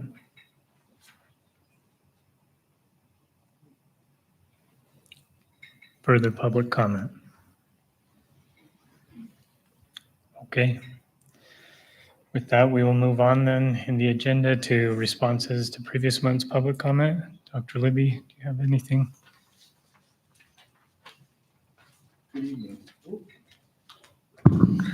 Good evening. Yes, I have a few here, and wasn't certain if, let's see, petition is coming up later. Were we gonna provide a response for the records request? Ms. Gunter, did you want me to give the response to the records request? There was a records request last month for information that came from Ms. McKee. The data that was requested was data that spans over 14 years. So there's a significant amount of curriculum and notes and documentation that we would have to dig out and find someone to come in and do above and beyond the hours for that time period to be in a regular work session. So the amount for the records request that came up was pretty high because there's a significant amount of work. I believe much of that curriculum is actually online from the state, so it's able to be received there. But I wanted to respond because there was a concern as to the amount of money that it would cost to go through all of the data, and there's a significant amount of information that was requested over a 14-year period of time.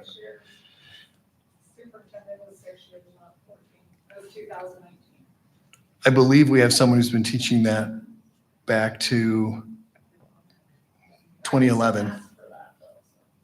Okay. Well, thank you. I appreciate that. Ms. O'Driscoll had notes. She had a records request as well. Do you want me to address that one as well, or would you like to? Ms. O'Driscoll's record request for RFPs.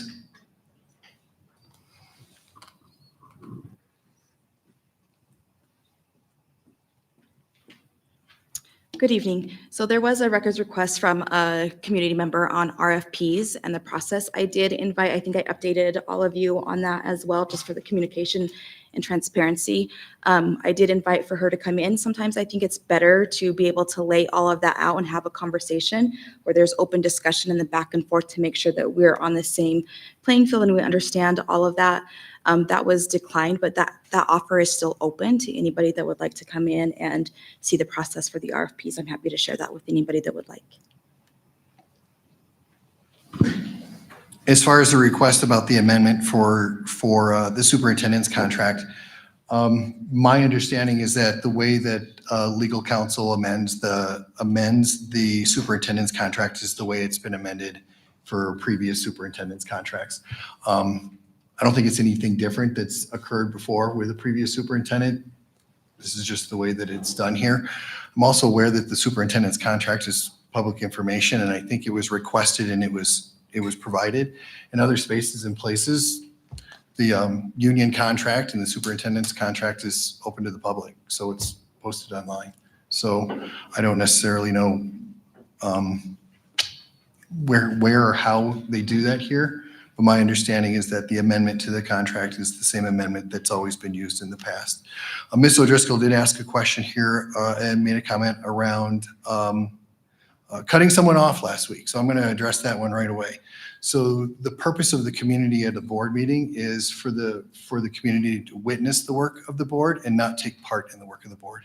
So at public comment, it is for folks to provide their statements and ask questions, but it's not necessarily the place for the board or members of our staff to interact with them during that time. So I did cut off Ms. Tolman in that conversation because it's not the space and the place for us to interact. It's not open. It's not an open meeting. It is for the community to witness the work of the board, which was also addressed tonight from WSBA. So that's the purpose for that action last time, is that if there's a question that needs to be answered, that we can provide that answer and not necessarily provide it in the moment. I did have an opportunity this last week to check with my mom.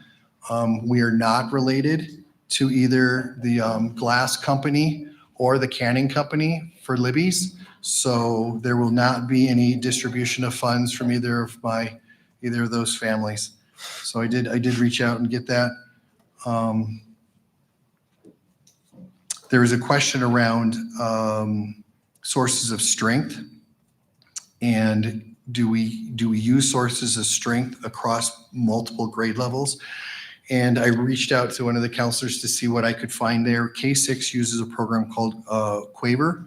The junior high uses sources of strength, and there is not a consistent model at the high school for 9-12. So I asked the leads from counseling why, and we're going to look into why we don't have a consistent program across the board. Sources of strength is actually a K-12 curriculum that I looked up, and I don't understand why we aren't being consistent if we're teaching that at the junior high level. I want to thank Ms. Hibbs. I did get a little bit more clarification on the question. I'm going to try to answer the question that you asked. As we move forward, there was a question around what's the consistency, or how are we going to effectively, I wrote it down. Let's make sure I get it right. There it is.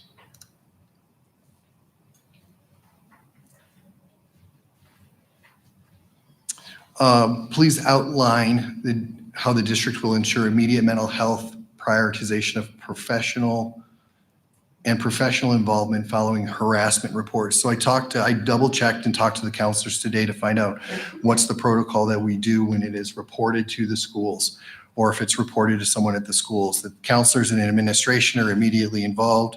They pull the student, they grab statements from students that were involved and witnesses. They contact parents.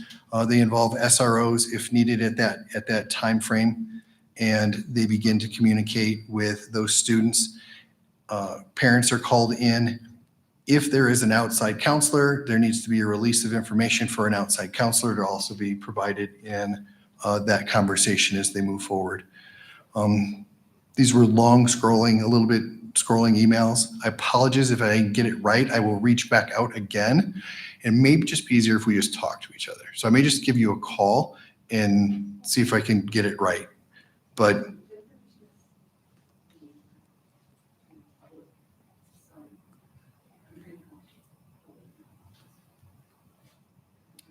gotcha. Okay. All right. I will reach out anyway to make sure I get it right. Thank you. And then Ms. Fulmer asked about policies related to the Anxious Generation book. And I believe one of the ones that was related to that book was not necessarily new, but it's basically the application and the enforcement of the cell phone policy at all grade levels. K6 is really solid, 7-8 is really solid, but the work at the 9-12 is something that has been enacted a little bit more consistently, providing resources and supports for those teachers as they move forward.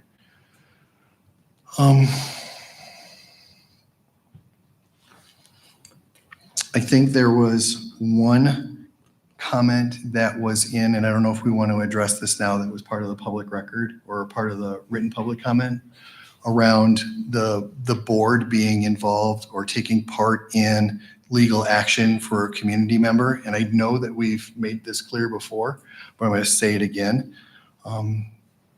Sweetwater County School District 1 has not and did not take part in any orders of protection or any legal action against community members. That was done by private citizens in their ability to try to defend and protect their First Amendment rights.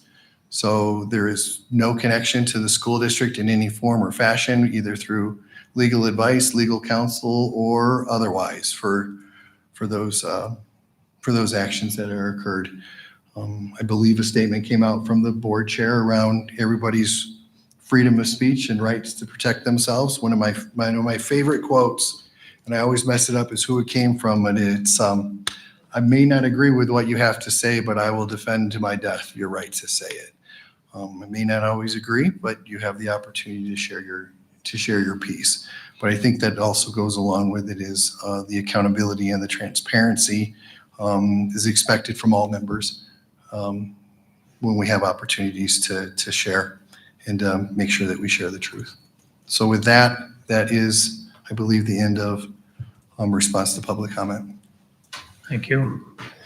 With that, we do have an executive session. There will be action upon our return, but I need to ask for a motion to go into that executive session, please. It's been moved by Mr. Garner, a second. Second by Mr. Sorensen. All those in favor, please say aye. Aye. Any opposed? With that, we'll move into executive session. There. Thank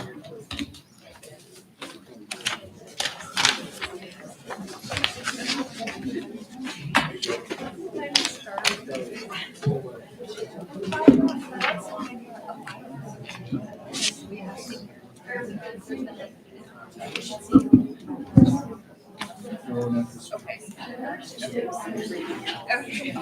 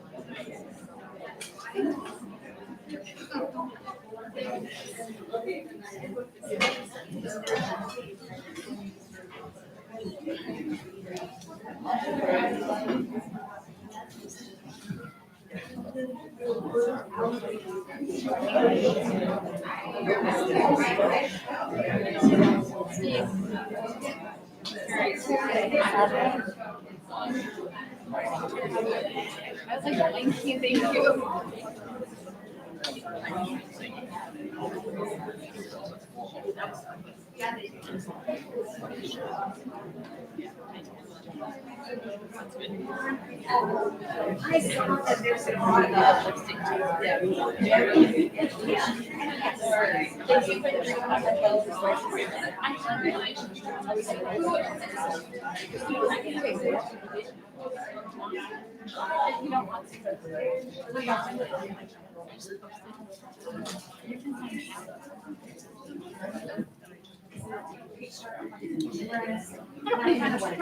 Yeah, I totally understand. Let me grab it.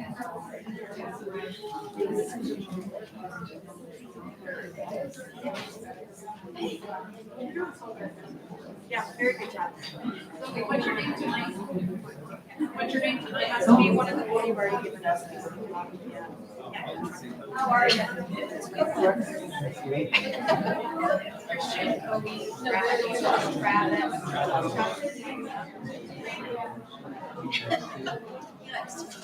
Christian, you're doing so well.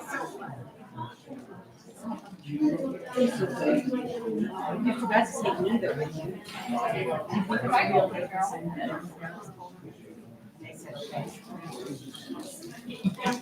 I'm gonna sign this because I'm going home. I was not going to bed. I didn't sleep much for like 2 hours.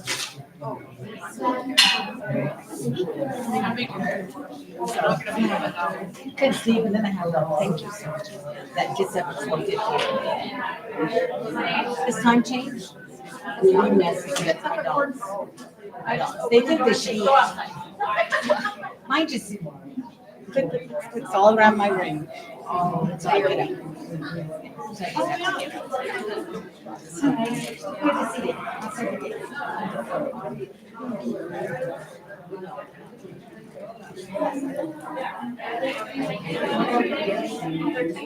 Oh shit, Christian!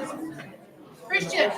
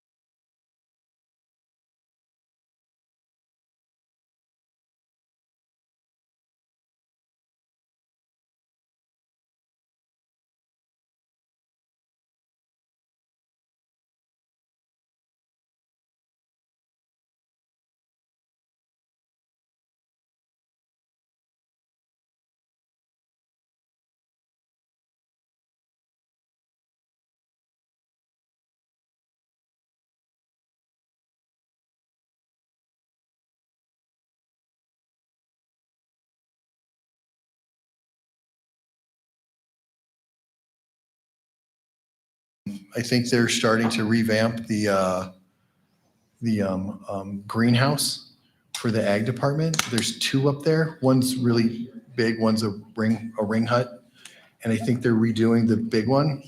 Oh, we're solid. Okay. But if you have the opportunity, agriculture is the way to go.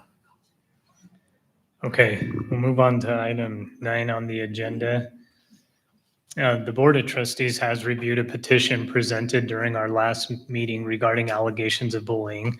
The district's student bullying policy states that all students have a right to a safe and healthy school environment, which the board fully supports. To that end, I've asked the administration to present to the board and the public a summary of the board's implementation of the Wyoming Safe School Choice Act as reflected in board policy JFCL. So Ms. Bolton. Chair Wright, Superintendent Libby, and members of the board. Tonight, there is a document that's been uploaded. I am not going to read the document verbatim, but I will go over specific parts. But this is basically to address the petition that was submitted at the October 2025 meeting of the Board of Trustees meeting. The district did review state statutes, current policies and practices, and the policy committee reviewed the request of the petition and had discussion over current policy. Upon review, the district finds that its existing policy framework already aligns closely with Wyoming law and provides a comprehensive approach to preventing, identifying, and responding to bullying within our schools.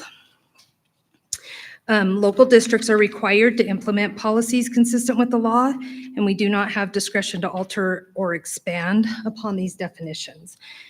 So the definition within this policy is that harassment, intimidation, or bullying means any intentional gesture, any intentional electronic communication, or any intentional written, verbal, or physical acts initiated, occurring or received at school that a reasonable person under the circumstances should know will have the effect and then it does break down the physical and emotional harm, disruption, severe and pervasive conduct, which are legal definitions that we have to abide by state statute. In addition to the definitions, cyberbullying was added a while ago, but it's defined as bullying that takes place over digital devices, such as cell phones, computers, and tablets. Such communication occurs through email, chat rooms, instant messaging, website interaction, text messaging, gaming, social media, cell phone, or any other internet or electronic means. Cyberbullying includes, but is not limited to, sending, posting, or sharing derogatory, harmful, or false content about someone else. While bullying typically involves repeated behavior, cyberbullying may involve one electronic or social media posting, if such does or can reasonably expect to result in the involvement of multiple other persons. This may include sharing personal or private information about someone else, causing embarrassment or humiliation. And I will get down to some of the restrictions that we do have with social media outside of the school district. But the definitions that are provided in our policy, they were established by the Wyoming legislature, and we do follow all the statutory language as required for the definitions. The implementation requirements, this was just put in the document as what's required by the state. I'm not going to read those, but there's a whole list of everything that was required. And Sweetwater School District number 1 remains in full compliance with these requirements and continues to review its practices. We're in compliance. Our policy does follow all of the stuff that is required. Under the current policy, staff members are required to report any suspected incidents of bullying, as the policy states that they shall report such concerns. So that includes substitutes, coaches, teachers, support staff, board members, administration, anybody. It was suggested that we put may, but right now our policy says that they shall report. It's not optional. And it's may report for the students.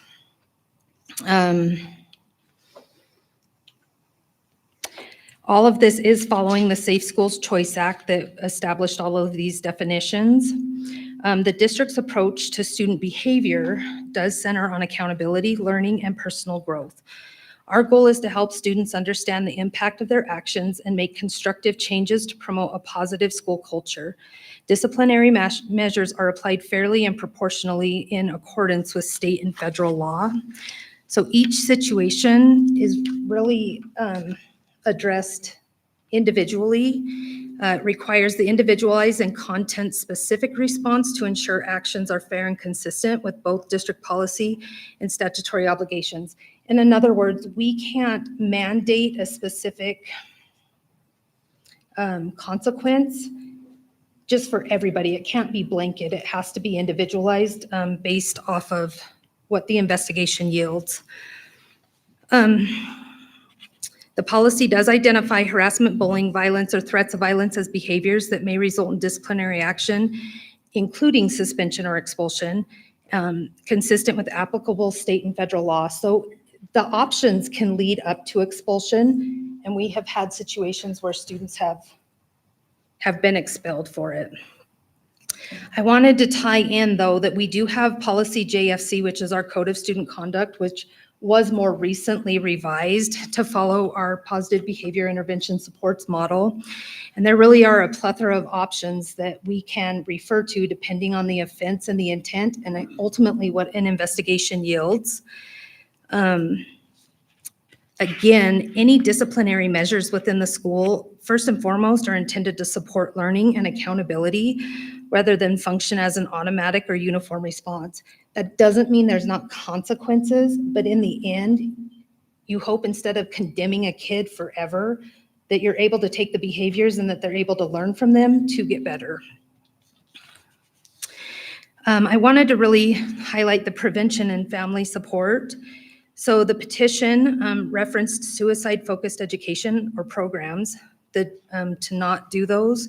The district wants to note that no such program has ever been implemented or required. Current mental health initiatives focus on prevention, awareness, and helping students develop healthy coping strategies through supportive education and access to trusted adults. So some of the programs that we currently use are the Sources of Strength. That's a proactive evidence-based program that addresses bullying by fostering kindness, resilience, and meaningful peer connection. It empowers students to build supportive relationship and encourages help-seeking behaviors among peers. There were Telehope presentations. Guest speakers from Telehope provided impactful discussion on the importance of connection, compassion, and kindness, reinforcing the message that inclusion and empathy reduce incidents of bullying. We do have social emotional learning lessons where students participate in structured SEL lessons designed to help them recognize emotions, develop empathy, manage conflict, and establish healthy peer relationships. And the teachers are required to stay in the classroom while these lessons are going on so that they are hearing the same thing and can reinforce the lessons and the language.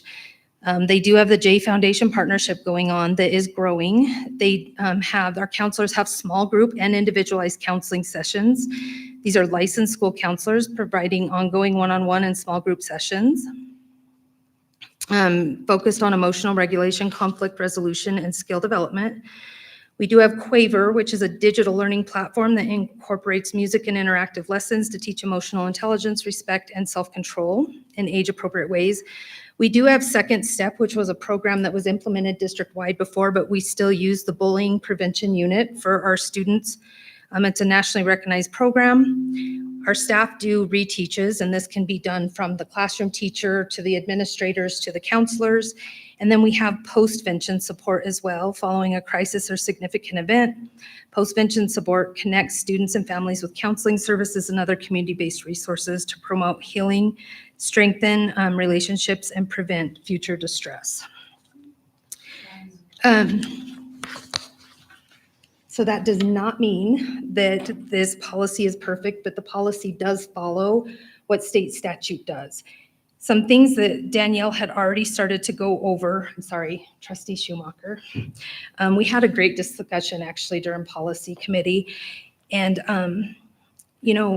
we talked about enhancing the education and communication on reporting avenues. So maybe hanging the signs for awareness so that they're in the bathroom stalls, on the walls, but not only that, making sure that our staff and students and our families know about the resources that are out there. We have proactive, we want to work on our proactive communication measures with emphasizing accessibility, confidentiality, and responsiveness. So we do have anonymous reporting tools on our website. I think that we need to make sure that we're educating people that they're there and make them so that they're more readily accessible where people can find them. And in all fairness, I don't know where they're at. It keeps echoing, so I moved away. Okay. I'm driving him crazy, sorry. So we just need to be more diligent in making sure that there's education and communication about the anonymous reporting. We do have a bullying hotline that I don't think anybody knows about that we need to promote and make sure that people are aware of. Honestly, only telemarketers call it a lot. So clearly we need to get that information out. We also have a BARC monitoring system, which is on all administrators, counselors, computers and messaging system. And so it alerts us of any activity or keywords that happen on the computers or programs. And we've had phone calls with each other at 2 a.m. when our alarms have gone off and we see that a student is researching suicide and we are on the phone with the family, or we're calling the police to do a wellness check. That BARC monitoring system actually has been phenomenal. It's not an end-all be-all, but it has absolutely helped in that manner. I think that it's important to note that we need to continue to look on education systems and ways to make sure that we're communicating these reporting avenues out. Another area that we have discussed as a district that for a long time, it's this too scared to say anything because we can't say anything because you're scared you might say something that you're not supposed to say that's confidential on something else. But in the end, what that does is it leaves people assuming and it leaves them with the perception of what they think happened because they haven't been afforded the other side. And so one thing that as a district that we've really been talking about is committing to making sure that after an investigation that we are fully reporting to both parties at least the findings, like that it was substantiated or not substantiated. Obviously, we can never talk about the other student and the steps taken to the other parent. However, we could talk about supports and really more than anything acknowledge that the investigation's been completed and that either the allegations were substantiated or not substantiated. That could go a long ways. And I don't blame the perception when it's, they don't do anything, they don't do anything, they don't do anything. Well, when we haven't communicated that out or we're done with something and we just let it go, we've done that to ourselves because we leave people to that assumption. And so we need to make sure that we're better about that. And that's a conversation that we've had. And the other thing is clearly outlining steps if there's a disagreement on the outcome of an investigation. So making sure that that is clear for the public. One thing, about some of the First Amendment protected speech, I just wanted to say is that our discipline measures have to remain consistent with the constitutional and statutory requirements. So we're very limited in what we can regulate with off-campus things unless whatever's happening rolls into the school and is affecting the school environment, of which then we have to weigh a decision and we can get involved on the school side, but anything that's happened outside of school, oftentimes law enforcement will get involved on that side. And typically that's the parents initiating that involvement. So with that, that's a summary of what was put up on the board agenda. So with that, I stand for any questions. Ms. Fulton, I appreciate the summary. I will say just a little bit of some of the discussions that we had in addition to this. Obviously, you pointed this out, and I appreciate that, is some things are going really well. Some programs are very strong. We identified earlier in the meeting that we're lacking in other places, such as the high school, for example. Even some of the recalibration efforts that we need to support at the state level will support extra social workers and counselors and SROs, and all these things will lead to some greater mental health support and things as well. However, to Ms. Schumacher's point, we might, we will find a way to help better educate the public going forward with some of our education corners around this. And obviously there are some areas. So if I tried to summarize just very briefly, the policy reflects law, and there's not anything that can be done about that. There's definitions to bullying, and it either meets that or it doesn't, and that's black and white. But we do have the Wyoming Safe School Initiative, to which we have some more discretion. We can implement some of these programs. We can implement some of the other suggestions you had on awareness, promoting, this hotline and so forth. So I guess the point from me and the board is that this is an ongoing discussion. We'll continue to do what we can to educate the community and, strengthen those areas where our weaknesses are. Any other questions for Ms. Bolton? Yeah, Dr. Franks. So going back to where it was the teachers and substitutes and so forth, I think it was shall. But when it came to a student, it was may. I guess when it comes to bullying, and if it's, if we want to hit home, just from my own learning experience, I mean, shouldn't that be mandatory for everyone? So that is what we promote. It's one thing if we find out that an employee or an adult that knew about it didn't report, that we can enforce follow-up and consequences. With a student, unless they're actively involved in the bullying and stuff, it's very hard for us to give consequences for not reporting. And so the suggested legal language is may. Of course, we enforce that if you see it, I can't remember the exact terms. Yes, thank you. That to report, because it matters.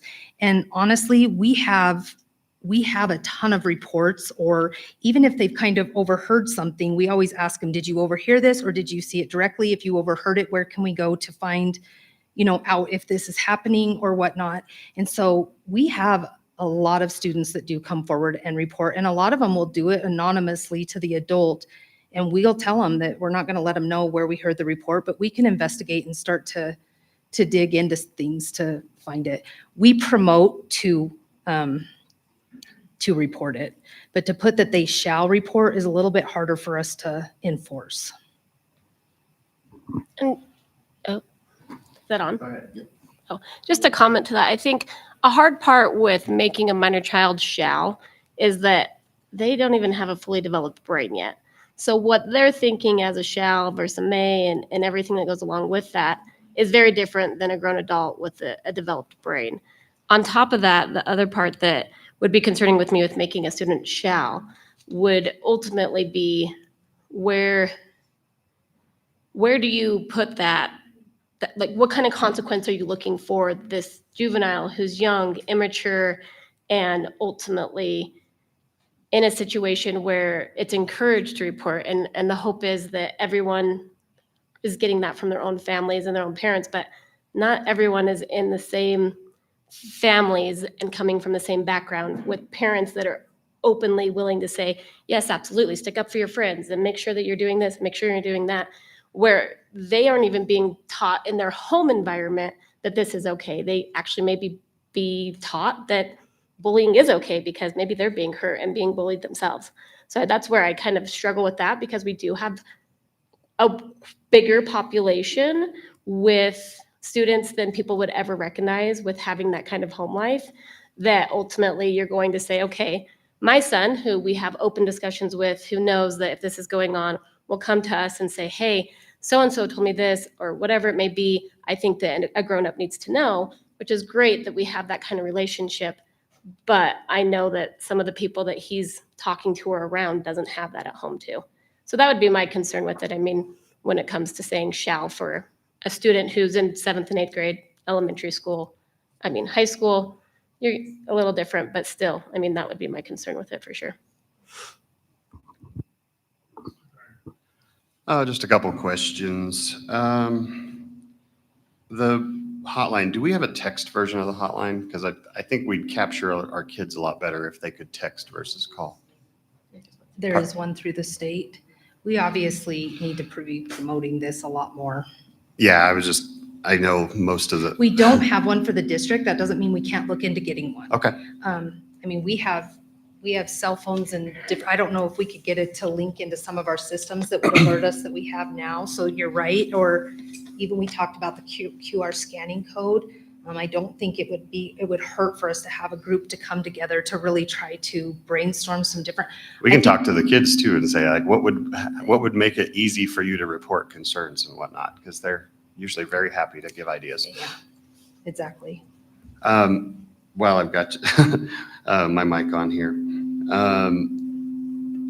This might be the case now, I'm really not sure, but could we make sure that when the findings are communicated to the respondents, that attached to that finding is a very clear process for the next steps should they have concerns or whatnot with the findings, I guess? Yeah, yes. And so we do that with the person, well, all parties in multiple, not just bullying, harassment, and intimidation, but all parties are given retaliatory conduct statements and explained what that looks like and what that means. And they have to sign that that it's been presented to them and that they understand it. And then it's gone over what the consequences will be if that is broken. And then the person that is being accused of bullying, if it is substantiated, then yes, it is very clear what next steps could be depending on the infraction. Okay. But that doesn't go to both parties because that's student specific. I was more meaning like even say the victim in a case, when they get a statement saying the allegations were substantiated, action has been taken. I guess we've had several cases where that side of the coin wanted to pursue things further. I mean, like an appeal. Yeah, essentially. So like, could we have for them just really clearly like, if you have further concerns, here is your next step to, appeal the decision or the finding, or especially I guess if it came back and said the results were the investigation showed that it was unsubstantiated. I know that that's not going to make any potential victim, they're not going to be satisfied with that, rightfully so. So, the process would, one way or the other, it's going to continue, whether that be official means or here. Well, and sometimes it may not be substantiated for bullying, but it may violate a different policy or fall under JFC under a different consequence. And that is another discussion that we're having, is clearly outlining those steps, that if there's a disagreement with an outcome that has come out, and it's not just for bullying, because there's multiple directors, multiple departments, there's the principals. I mean, there's multiple steps that could be taken, and it depends. Is it a policy violation? Is it a disagreement with the outcome?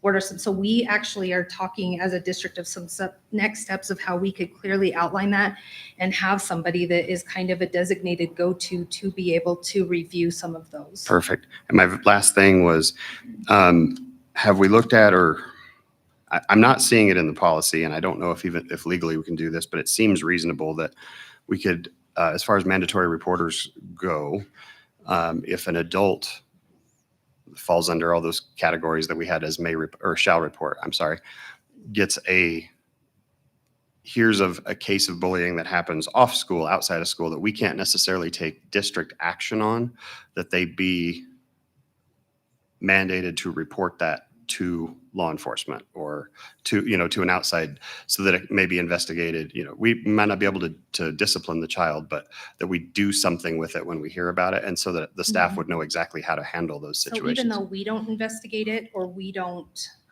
impose consequences, if it hasn't rolled over into school, it doesn't mean that we don't take action to report to the parents. And then, yes, if we have to report to the police, Okay. we can. It's, one of the uphill battles that we're having is the cell phones and social media and the programs on the computers and the chats and the gaming and some of that. And some of it just disappears, but the stuff that kids are doing, or the bullying going on, trying to hurt people or whatever, and then it doesn't roll into school, but it's staying out there. We can try to report it as much as we can. We do contact parents. We'll contact them of both parties. But if it rolls into school, which oftentimes in some capacity it kind of does. I think it always does in some way. does. It's affecting the student, right? Right. If it's then we can jump in from there. So. Okay, thank you. Yes, my other comment then, going back to my previous question, if we are worried about kids not really knowing the definition of bullying and so forth, then why not take these programs that we have available, like Sources of Strength, and spread it throughout everywhere? I mean, we're in the junior high, you can take it to high school, you can do it in the younger, I mean, you're gonna learn a hell of a lot more from your peers, and be kind of more upfront with your peers than anything else.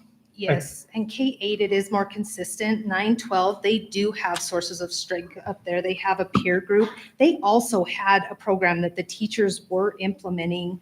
I just can't remember the name of it, but it is inconsistent. So we need to be more diligent about that to make it more consistent. But Dr. Frank's K-8, for sure, that is happening consistently. I just think it would be a great benefit. I agree. So I wanted to jump in on that one because I got a pretty rapid response. That Black Butte actually does Sources of Strength, 9-12, and that there's also history over it at the high school. I think that my concern now is that I spoke to a counselor who wasn't aware. So I've got a problem with that, right? If I'm asking a counselor about programming, we should probably know.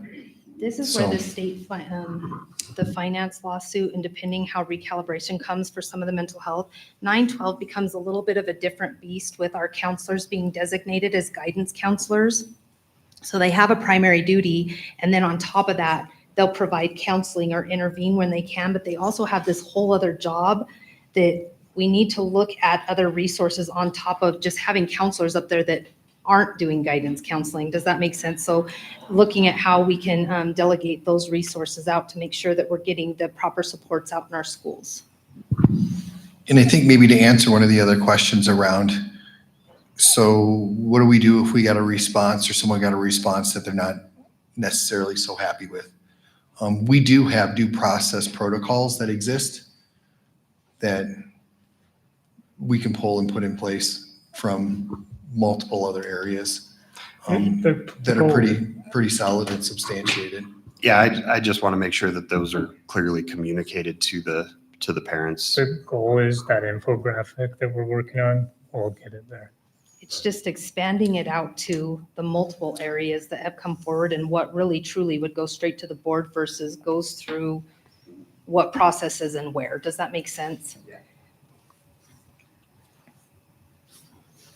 Further questions, comments?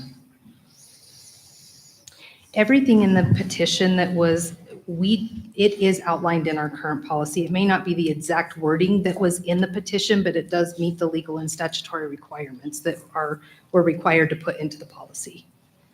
Go ahead, Mr. Sewell. Just a comment. I appreciate the petition that brings up the concept, so we're having this discussion. So thank you to those who did that.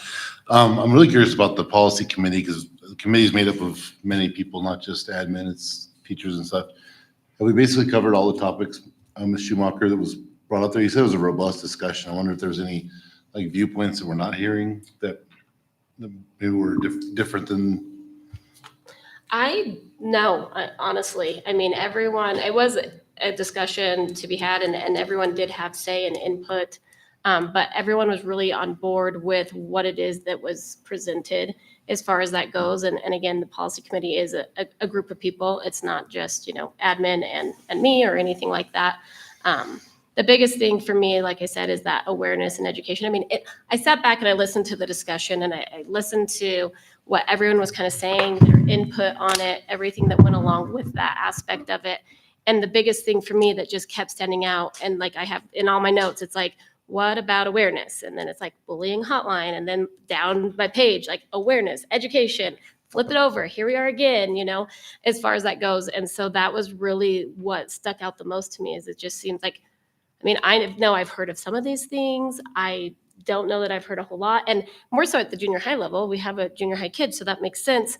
But like the elementary level, I haven't really heard a whole lot. The high school level, I haven't heard a whole lot.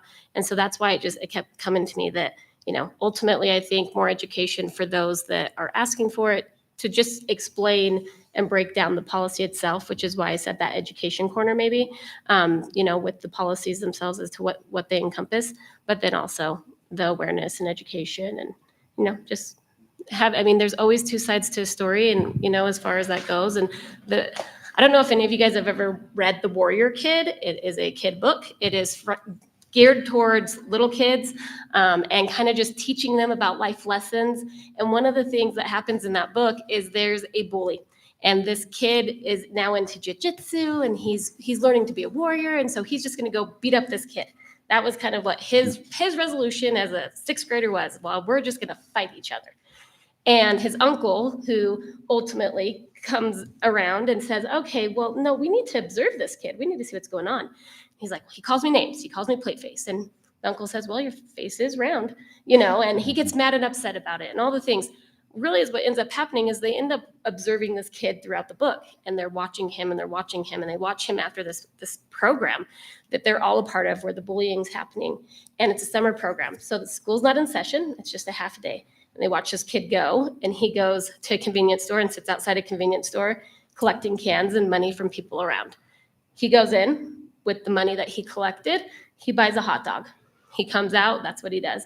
Then he walks around even longer after that program where he's kind of just doing his own thing and they're just kind of observing him and watching him. And then the next thing you know, he goes to another place where he comes out with half-eaten food, half things that ultimately the child needed because he always just brought a Walmart bag instead of a lunchbox and just had random snacks. And he thought, he was the coolest because he had random snacks. He'd bully the other kids about their food, things like that. They follow him. He literally lives in like this little, rented out shop place above another work industry where he doesn't even have a home to go to. He's literally going and living in the top of where this, is happening. And so the uncle, the whole moral of the story is, wow, look at him. Like he's struggling. He's making fun of you guys for food because he has his own food insecurities. He's maybe making fun of you because he doesn't wash his clothes every day. And so he's going to point out that something's wrong with your clothing.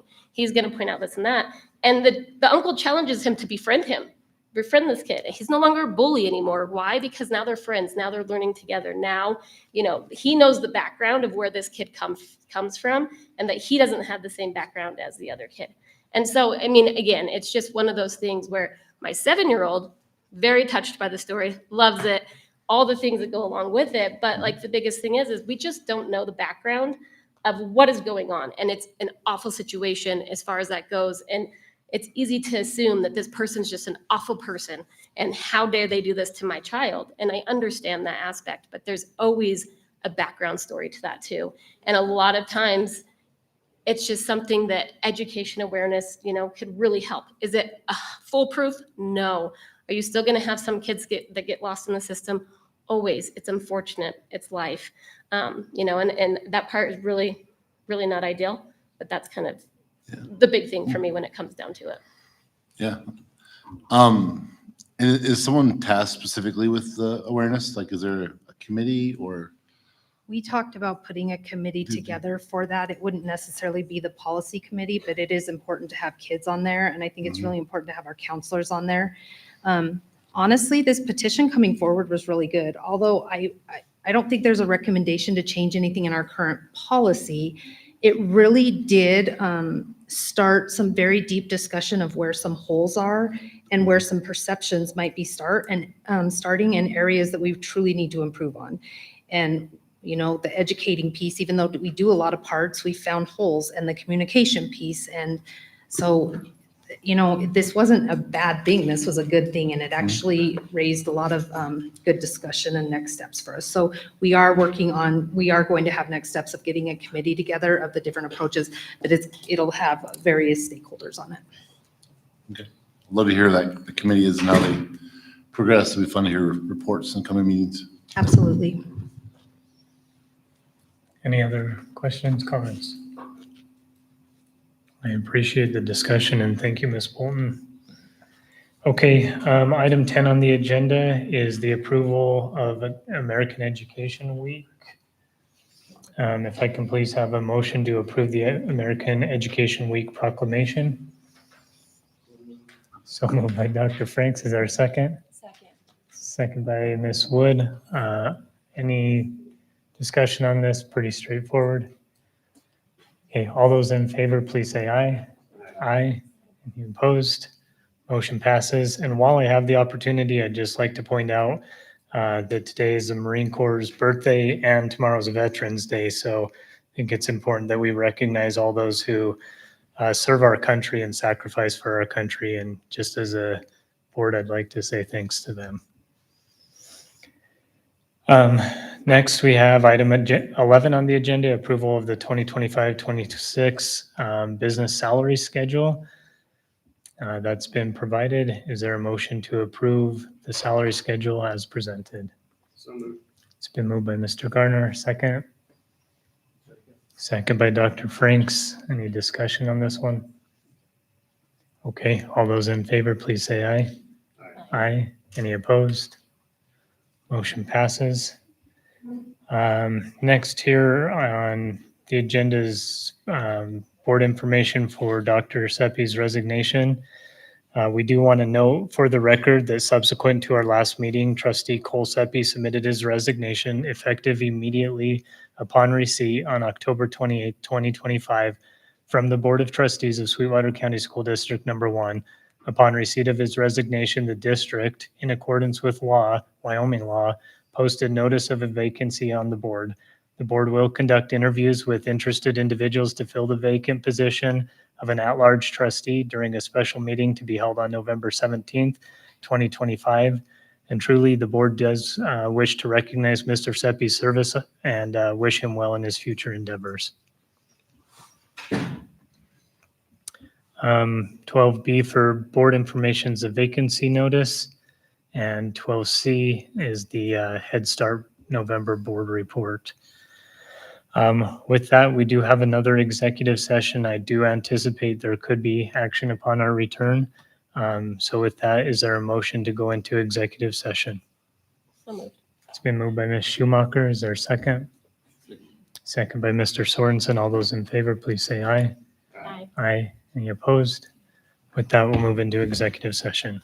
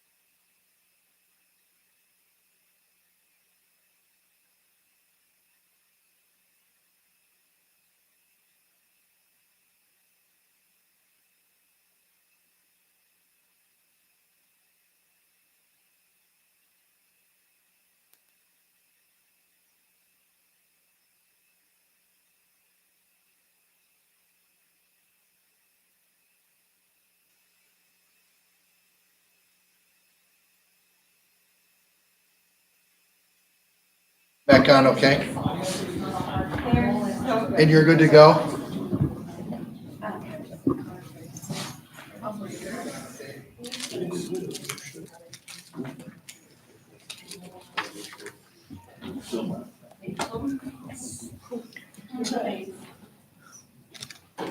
Check, check. Can you hear me?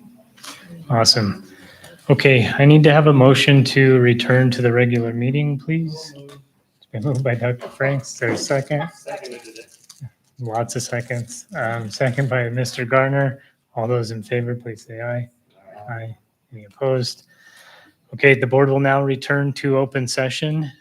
During executive session, the board reviewed the findings of an independent investigation conducted by outside legal counsel, KSB School Law out of Lincoln, Nebraska, concerning the conduct of former trustee Cole Seppi. This was the second independent investigation by separate law firms, the first being Davis and Cannon out of Sheridan, Wyoming, that found similar instances of inappropriate behavior toward district employees.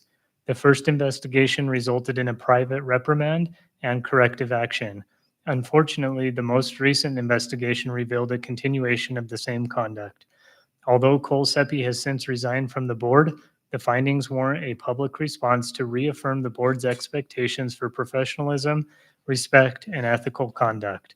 The purpose of this action is not to impose discipline, but to ensure transparency and make clear to employees and the public that this behavior is not tolerated or concealed. Accordingly, I will now entertain a motion for the board to issue a public censure of former trustee Seppi based on the findings of the independent investigation. Is there a motion? So moved. It's been moved by Mr. Garner. Is there a second? Second. It's been seconded by Ms. Wood. All those in favor, please say aye. Aye. Any opposed? Resolution of the Sweetwater County School District Number 1 Board of Trustees censuring former trustee Cole Seppi. Whereas upon Dr. Cole Seppi's decision to resign from the Sweetwater County School District Number 1 Board of Trustees, he also chose to disparage the board and district by noting that, quote, "My time on the board has been met with opposition, retaliation, and has become an unhealthy work environment with no signs of improving," end quote. Whereas, in fact, the Board of Trustees and the district have spent considerable amounts of time and district funds investigating Dr. Seppi's claims and complaints. Whereas, on 3 separate occasions, his complaints about the district's special services have been determined to be unfounded. Those conclusions have been made by the Wyoming Department of Education, an independent investigator from Wyoming retained by the district, and an independent investigator from Nebraska retained by the district. Whereas those independent investigators retained by the district concluded that Dr. Seppi's actions exposed the district to legal and reputational risk, including possible violations of the Family Educational Rights and Privacy Act, or FERPA, because he observed students receiving special services and therapies. Whereas those independent investigators retained by the district concluded that his interactions with district staff, quote, "raised significant concerns regarding micromanagement and his role as a trustee," end quote. Whereas, even though his decision to resign means he has left the Board of Trustees, a board may publicly censure a member who has already resigned, as a censure is a statement of the board's disapproval and is a formal action to be taken even after a member has left. Now therefore be it resolved that the Board of Trustees of Sweetwater County School District Number 1 hereby formally censures former trustee Cole Seppi for his past conduct, and he is hereby censured with the public reading of this resolution. And be it further resolved that this censure serves as a public expression of the board's disapproval of former trustee Cole Seppi's conduct and the board's commitment to upholding a safe, respectful, and supportive working environment for all district staff. And be it finally resolved that this resolution shall be entered into the official minutes of the board and maintained as part of the public record, adopted this 10th day of November, 2025 by the Board of Trustees of Sweetwater County School District Number 1. With that, may I please have a motion to adjourn the meeting? It's been moved by Dr. Franks. Is there a second? Second. Second by Ms. Schumacher. All those in favor, please say aye. Aye. Aye. Any opposed? Meeting adjourned at 10:16.